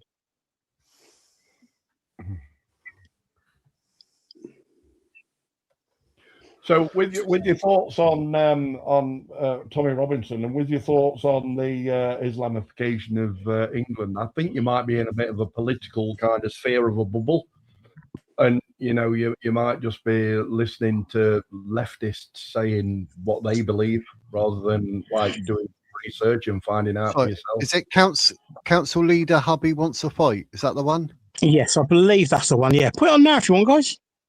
I won't strike you. Yeah, really blue Lamborghini, and this is where and this is where what the gentleman just said. Sorry, mate. What was your name? Richard. Richard. So, Richard, this is where this is where it gets absolutely pathetic. Not by you, but by other people, because the guy that I was with is a former member of the BNP. He's not a racist, but he's a former member of the BNP, and I get called BNP far right Tommy Robinson supporter all the time. But you've just said I'm in a left-wing bubble. Tommy Robinson, it's just crazy. This is exactly what I mean, you see, because Tommy Robinson actually disbanded his EDL and also the BNP when he found out that his black friends couldn't join. This is exactly no, that's wrong. No, that's rubbish, mate. I know that for a fact because Tommy Robinson went to that meeting that he said he was told his black mates couldn't attend. Yeah. And that didn't happen because there are pictures of him in the meeting talking to Nick Griffin. I've seen him. Yeah, I think he went in there and then he found out that the black people weren't allowed in. First thing he said was he went there with his black friends and they said, no, your black mates can't come in, so he didn't go in. That's what he actually said. So you watch the video then, see what happened. Go on. Yep. Video. I'm not having him, mate. Just calm. You're not allowed. Stay away from me. Stay away. You're not allowed. It's a fucking video.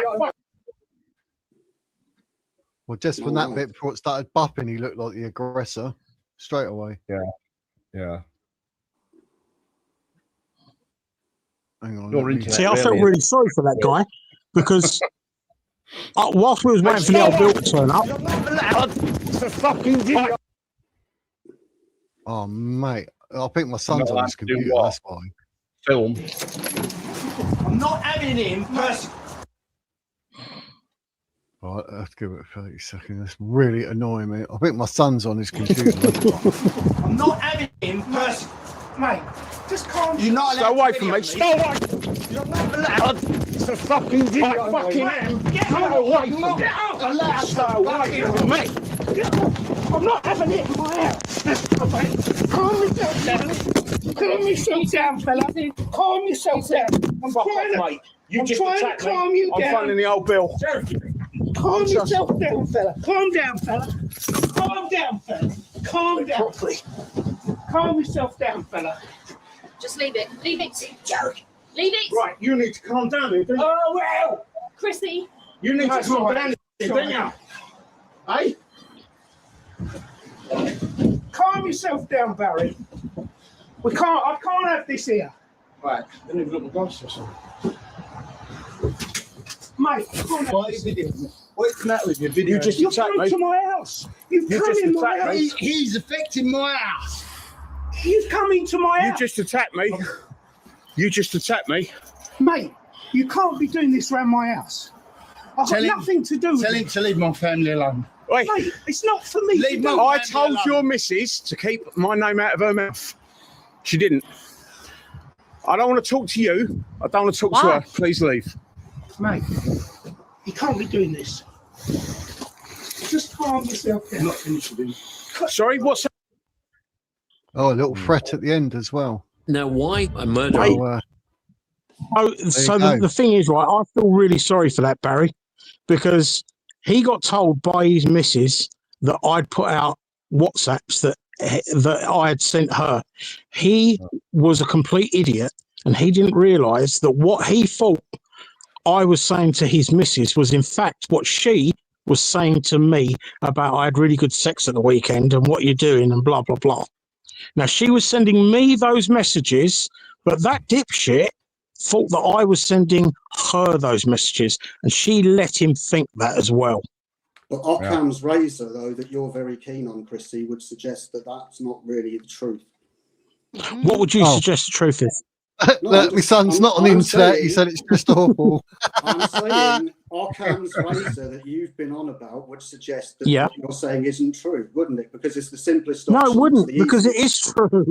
And I did say that Occam's razor is usually very good. And I'm struggling to see how you're applying Occam's razor to that, considering that you've just seen him attack me.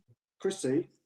And if you want to look at the local media that hate me, you'll see that the local media confirm that he was the one that got nicked for that. I just want to say, from the video I've seen, I would have done exactly the same. If I said to someone, do not come near me, and they still come to me, and you could see he went for him because there was a tussle, then at that point, even, I mean, I do worry because people say, like, say if I hit him, they'll be like, he's an ex-doorman. Oh, he's bullying him. Oh, look, he was older than him. So I get tarnished straight away because I'm an ex-doorman. Oh, what? I'm violent, am I? No, I'm not. Yeah. So reel your neck in. I'm with you. I mean, the fact that you had that filmed probably done you a favour because it did. I swear, as a door person yourself, or door supervisor, whatever they bloody call them now, you would have probably had the book thrown at you going, oh, you were the aggressor. You went for him and you got no leg to stand on. But by the sounds of it, maybe was it your daughter there? So you had a witness and whatnot and the other gentleman there. I assume they would have said the truth to the police. So they would, yeah. But yeah, they would. But obviously, I mean, you know, having a video is the best independent witness you can ask for. Did the police also look at WhatsApp messages? Hear your daughter say, leave it. No, that was the other counsellor. That was the my friend's wife. Oh, right. She said, leave it, Chrissy, leave it. So if at that point, because I was restraining him because he was still having a wriggle up, so I was restraining him. Oh, right. Okay. That makes sense. Because basically, you know, she was like, okay, let's stop this now. Yeah, but she was, I mean, was also another counsellor at another council where I was working.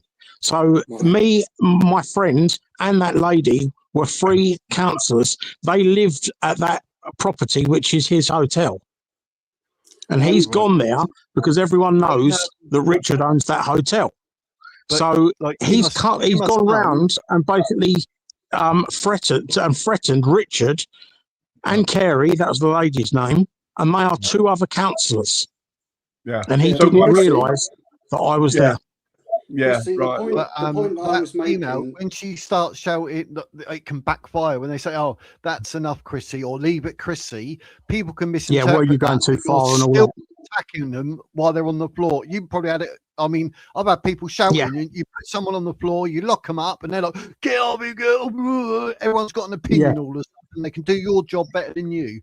And when people say certain things, it can like backfire. But from that, to me, that 100% legit. He came at you, your camera went everywhere, you've defended yourself, you've then stood right next to him but not gone for him in any shape or form. You said to him, please leave, and then he left. So once you say please leave and they refuse, I think it reasonable false. But if you say it 3 times for them to leave, they are then trespassing. You can then grab him and remove him from your property because he is legally trespassing. But as a whole of that video, you were right. End of. I've got no issue with that whatsoever. So I don't know going back to your Tommy Robinson statement about, you know, well, Tommy Robinson didn't actually say that when he went into the BNP or whatever. You can't hide from the truth that Tommy Robinson isn't racist at all. Unless, of course, you stopped watching at that particular point and then never bothered to look at it again. Well, I mean, obviously, I've got different views. The point I'll always point out about Tommy Robinson, I mean, guys, are you, you know, and I'm not looking to trip anyone up. I'm just looking for people to have this in their head in a matter of fact sort of manner. Are you aware what the biggest annual sporting event in the world is? What? Cheese rolling. Super Bowl. Tour de France. Super Bowl. Right. Is the biggest annual sporting event in the world. I think 2024 they had a million people. 100 million people watch, and I think this year they had 120 million people watch it, and it's the biggest sporting event in the world. Tommy Robinson has continually falsely claimed that he's had 167 million views for one of his shit documentaries. Yeah, you can see that. You can see that on his views. I mean, it's on YouTube again. He's also started off on Rumble, I think, and Twitter. Yeah, it got that many views because he didn't get that many views. I think one at President. No, it weren't President. Sorry, it were just as good, or just whatever. It were Elon Musk who made his voice louder. Yeah. And can I just ask, is anyone bothered that Elon Musk was asking paedophile Epstein to go to a party after Epstein was convicted of paedophilia? Is anyone bothered by that? Well, there were a lot of business people got in touch with Epstein because they were in the middle of everything, weren't they? But whether or not they did sexual deviances, I don't know. I'm not saying that. But what I'm saying is it not? I mean, not being funny, guys, right? If I found out that anyone I knew was a paedophile, I would never speak to them again. Okay, fine. I don't know Elon Musk, though. Yeah. I know you can't ask him to go to one of the Epstein parties, knowing that he's been doing paedophilia, and he still wants to be at one of his parties. It might even be a smear campaign by someone, by the it's been blue ticked. I checked it all out. Those I mean the Epstein files. Okay, right. I don't know, but obviously lots of high-end businessmen did business with him. Whether or not it was sexual deviancy, it might not have been. You know what I mean? Bristol, are you in the Epstein files? No, I'm not. Are you sure? I'm far too good looking to be in any file. Are you sure? We can check. I'm positive. What you like, man? What you like? Here's the post on X that was done because obviously to get Tommy out of jail, they were told to delete the video. But it's basically saying here the documentary had over 100 million views, but due to the UK's court ruling, it resulted in Tommy's imprisonment. The person currently operating Tommy's account has clearly had enough and wants him out of prison, and removing this documentary may help. Yeah. So that's basically what happened. Tommy said, so I took it down. I did, they said they'd give me a score. It was under the condition that he removed it, and then they would actually minimise the court. I remember it being on the news and blah blah blah. Yeah, but the thing is, this is just one of the posts. But Tommy claimed that he had no say in whether or not the video come down, though, didn't he? No, he said he had a lot of people talking to him and visiting. And I mean, the other thing against is Tommy keeps on saying, "Oh, they won't give me a judge and a jury." If you plead guilty, you don't get a judge. A jury. You don't get a jury if you plead guilty.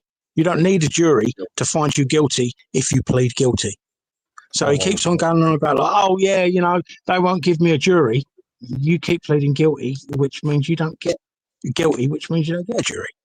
Yeah, but he pled not guilty to that other thing that they tried to smear him for, didn't they? When they erected that murder tent in the middle of, where were it? That underground station. They erected a murder scene there, just for the clout and that lot. That's mainstream media for you. You've been a victim of it yourself. Well, I know. Yeah, I mean, guys, I totally, I know that lawfare exists. Exactly. I've been a victim of it. And he's right up there. He's right up there. He's so anti-establishment. It's unbelievable. I don't blame him for being anti-establishment because the establishment are actually crippling us. Yeah. Like Lammy wanting to get rid of Lammy wanted to get rid of the jury and all that. System. Right. But guys, let's get it correct, because the thing is, we get dismissed. Yeah, when we come out with stuff that is factually wrong. Now, Lammy is not trying to get rid of the jury system. He's trying to make it harder to get a jury. For whatever, even so, it's against our right. The thing is, when you turn around and say they're trying to get rid of the jury system and they're not, good night. It makes our argument weaker. Take care. Take care. Nice speaking to you. Yeah, it basically it diminishes our argument if what we say isn't factually correct. They're not trying to get rid of the jury system. I mean, you know, I'm a legal beagle. I'd love a bit of law. And have a look at this for a little thing. It's called jury nullification. And it's basically the jury having a conscience. So, for instance, you know the idiots that sprayed paint over the jet from Palestine Action. You know that? Yeah. What happened there was they turned around and said, these jets were going to be used to murder civilians in Palestine. Yeah. And us spraying paint over them is not, you know, out of order, because they're going to be used to kill people. And that has quite a good reach with, you know, normal people, because normal people are like, we don't want people being bombed. Who wants anyone to be bombed? I don't think it's a good idea. It's definitely not the way to get freedom. And as much as I hate the Iranian regime, you can't expect people, citizens, to still want your type of freedom if you are bombing them. And even though they're saying, oh no, but we're just trying to bomb the military. Yeah, but you know that you're not going to just bomb the military. Bombing people is a bad idea. And the thing is, the Iranian regime is a completely different kettle of fish, really. Yeah, it is. So the thing is, the only way you're going to get rid of the Iranian regime is by putting boots on the ground. And I mean, I'm working for a media company in America currently, so I get a lot of Americans, and I tell you now, America is sick of it. And the worst thing for an American is going to be seeing coffins come back with the stars and stripes over them. Yeah, Trump is in big trouble. He hasn't. I think he's got less than 20% approval rating right now. Yeah, he is absolutely in trouble. The midterms will absolutely lame duck him. Yeah, because he won't win the midterms, and it's only getting worse. And what's going to happen is he's going to have to put boots on the ground to win that war. And the Iranians knew this, and the Americans and the Israelis knew this. So you're a legal beagle guy, right? I've got something for you that's not really taught anymore in colleges to lawyers and etc. So I've got this. I'll present it. All right, Wiz, yeah. Hold on. Okay. Blah, blah, blah. Bill of Rights, 1689. I'll share this with the... Brilliant bit of law, that. Yeah, sorry. The Bill of Rights is brilliant. The Bill of Rights is a brilliant bit of law. Exactly. So the English Bill of Rights, 1689, explicitly prohibits foreign authority within England. Sorry, prohibits what, sorry? Foreign authority within England. This includes Muslims, etc., etc., etc. Or this is the Bill of Rights from 1689. It might need a little bit of revision, so as it doesn't allow people in power who are, you know, affiliated with Islamist terrorism. If I can say that, So yeah, there you go. There's that. All law needs revision from time to time because things change. It's that simple, you know. And I mean, for instance, the arguments that I've had with Americans, because like I said, I've been talking to a lot of Americans lately. I mean, the Second Amendment, which is the right to bear arms. Yeah, there are some absolutely nutty, crazy people that are like, no, the Second Amendment, we've got the right to bear arms, and I'm like, mate. The right to bear arms was given to you so that you could never be oppressed by your government.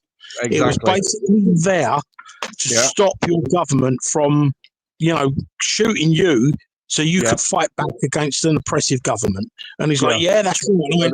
Okay, that was when muskets were around, fella. That was when they was using muskets. Yeah, they are now, you know the old saying about bringing a knife to a gunfight?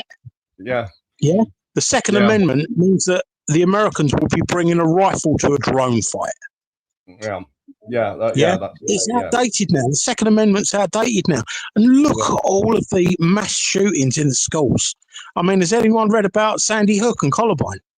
But mostly from the left, aren't they? And these confused lunatics who think that they're women. No, they're well, it depends. I mean, sort of like some of them, all of them have mental problems. That's something I think we could agree.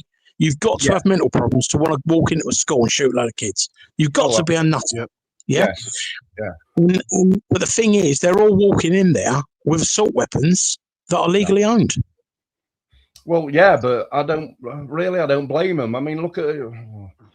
I mean, What, you don't? I can't get you to believe it because we're actually undergoing a bit of an invasion at the moment. You know what I mean? And not Sandy Hook, not at Columbine. Sorry, Sandy Hook, not at Columbine. Might not be. I don't know. No, I mean Sandy Hook and Columbine were, literally apple pie eating, nice American rural places. You know? They were. Yeah. I mean, if it was, for instance, in deepest Queens or Brooklyn, imagine if you'd had something as simple as pepper spray with that guy, you wouldn't have had to knock him out. You know what I mean? But we're not allowed to do that. We should be allowed to do that. I've been to South Africa and done my firearms course, and I've shot all the weapons. A little bit about it. I'm telling you now, pepper spray. I've got an air pistol, mate. I've got an air pistol repeater. That's all I've got. You know what I mean? So I might be able to give them a bruise on the leg or something like that if they decide to come into my property or whatever. But I mean, I've got no fucking right up, mate. Way back in the day, I had an elk hunting bow, which was for hunting elk in the German forests or wherever it was. And that would have, Rambo would have shit himself if he'd have seen that. But I haven't got that anymore. But yeah, I mean, it's just crazy. I mean, one of the, is it Rupert Lowe saying that he would legalise pepper spray? Rupert Lowe, yeah. I mean, what's your thoughts on that, folks? Yeah, I think you should be able to defend your castle, especially if you're disabled as well. You know what I mean? You should be able to not have to worry about, folks coming into your property. Just give them a bit of pepper spray. If they and they want to legalise like electric fences and stuff, do that.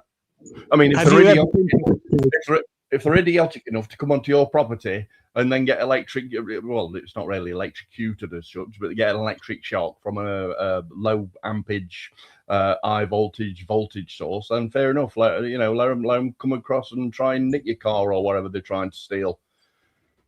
Too right. Yeah, the thing is, though, I mean, this is where most people won't bother looking at the law or taking responsibility if things go wrong. And I was lucky enough to. They shouldn't be on your property. Don't care about this woke bullshit. They shouldn't be on your property. Full stop. I agree with. What if they accidentally stumbled onto your property? Well, they wouldn't, because there'd have to be another fence in front and then an electric fence, running through your lawn or something, just high enough up to, give them a belt on like ankles or something. I don't think anyone can afford electric fences nowadays, mate. But the point I'm making is that basically, I mean, I was lucky enough to read the Tony Martin case notes. Remember Tony Martin, the farmer? Right. And he shot that 16-year-old in the back. I think his name's Fred Barris. Right. And the hoo-ha about that was immense. The guy had been burgled 14 times, and he shot a burglar. They shouldn't have been burgling him and stuff like that. Yeah. But since when was burglary a capital offence? He killed the kid. Shot him in the back. It wasn't as if he was running to the property. It wasn't as if he was about to be attacked by the guy. Well, maybe not a shotgun. Shot the kid in the back. Maybe not a shotgun, but if it could put some kind of electric fence or I don't know, or pepper spray, just to let him know that he's an idiot, and just to disable him whilst he calls for police, and they'd say, "Oh yeah, we'll come around in 24 hours." Just keep him there. I'll take it. You've never been pepper sprayed, bro. Have you ever been pepper sprayed? No. No, I have been on doors. Sadly, it's a regular occurrence, and I tell you anyone using a pepper spray illegally, as in not for self-defense or something like that, then they should get locked up for the same amount of time as what like 5 years or something. We haven't got prison spaces, mate. I'd rather they put paedophiles in prison rather than people that are trying to defend themselves. But if you pepper spray someone and you're in the right, you ain't holding them. All this depends on the ethnicity of the paedophile. If it's a white paedophile, all paedophiles. Let's not separate by race. But if you've ever been pepper sprayed, bro, you'll know that if you pepper spray someone, you will not be holding them after, because as soon as that spray goes off, everyone in the room is pepper sprayed. Yeah. Obviously to a lesser and more degree, but if you pepper spray someone and then grab them, you pepper spray yourself. Right, so you don't want to be doing that then. So you can't use, and the thing is, mate, you know, I mean, I can remember one time I was working, a pretty little girl, she ran out of the venue with a pepper spray in her hand and pepper sprayed the guy that had just fallen out with her boyfriend. Well, then oh, she did, yeah, she did, and she lost a really good job and all that sort of stuff. Well, even if they were legal, she should have got locked up. Yeah, well, no, she should have got locked up because she pepper sprayed this guy that had an argument, a verbal argument, not a punch up, with her boyfriend. So she ran out and pepper sprayed him, and she ended up pepper spraying everyone else that was standing on the front step. Yeah, exactly. You need one It's that's an indiscriminate more weapon, directional then. More directional, get a different spray nozzle on it so it's directional into, you know, I don't know, a 12-inch diameter or something. And then, you know, you're not going to catch anybody else. How directional is a shit? Airborne, isn't it? Airborne. We make it heavy then. Yeah, isn't it? It's going to be a nightmare. But You put anyway, it in a balloon, walk up next to her and then burst the balloon.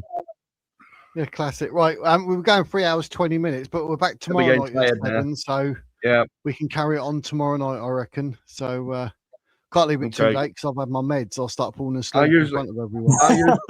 I usually come up with nothing to say at first, but then I've got plenty to say later when the conversation gets going.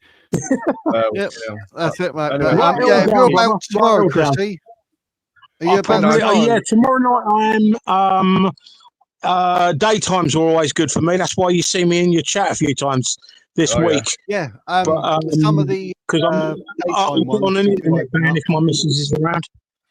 Yeah. Yeah, no worries. I'll keep an eye on it. You're a word in edgeway for blank faces. So. Guys, thank you ever so much. It's been emotional. Is Kelly still there? Is Kelly still there? Yeah. Kelly, it's been really nice talking to you. Yeah, you too, mate. No worries. What dog you got? I just heard a dog. Is that your dog? Yeah, she's passed away now. Oh, I thought I heard her. Sorry, mate. Sorry, I thought I heard her. No, that was bloody me. That was me. Kelly barking. Kelly's barking bad. Dogs are better than people, darling. Dogs are better than people. I honestly believe that. All right, guys, it's been emotional. Love you. Throw you. Have a good one. Take it easy. Yeah. Right. I'll see you soon, guys. Happy days. Yeah, right, cheers for that, Chrissy. Appreciated. Get happy days. Right. There we go. Happy days. We are said and done for tonight. Happy days. That was it. Literally didn't get to say goodbye. Everyone's like, ding, ding, ding. Well, that 3 hours, 21 minutes. That's absolutely nuts. But yeah, that's an interesting chat. Isn't it good when like we don't all agree? It makes for a better debate. So happy days. That was quality. But thanks for Jake being up here and doing it. It's nice when I don't have to do all the talking as well. It's brilliant. But yeah, I think Chris is very interesting, as is Jake, as is Blank Faces, as is Electrodoc, as is the Wiz. But I'm back tomorrow at 1 o'clock. I'm not too sure what my let's have a look. I can't remember what I'm actually doing tomorrow, 1 o'clock. I got one up already. What we got tomorrow, the 19th, I believe, isn't it? Yes. Oh, yes. The Bombshell League Green Party is dangerous. Dangerous. About the teaching kids to accept illegal immigrants. What's that all about? That's the Green Party. So we'll be talking about that, and I'll probably have other stuff tomorrow. So get your notification on. It's already up. Get your notification on. Don't want to miss it. That's at 1 o'clock. And then at 7 o'clock, we got What's on Your Mind? Latest news and politics. Like tonight, call in 7 p.m. Happy days. And on Friday, we got Islamic ideology and the West. So yeah, they're all up. Go and get your notifications on. Get that bell on. Happy days. So yes, tomorrow 1 o'clock and 7 o'clock tomorrow night, we'll be doing all this again. So it should be fun. So join us, ladies and gents. Thanks to Jake. Thanks to Chrissy, thanks to Electrodoc, and thanks for Blank Faces for being up on screen and talking. Made it very, very interesting. It's good.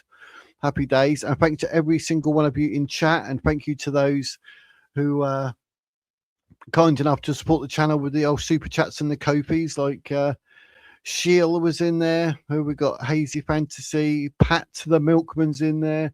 Olga with her membership. I said Pat and Sheila, and we had Robin on the Kofi. So thank you very much, guys. I really appreciate it.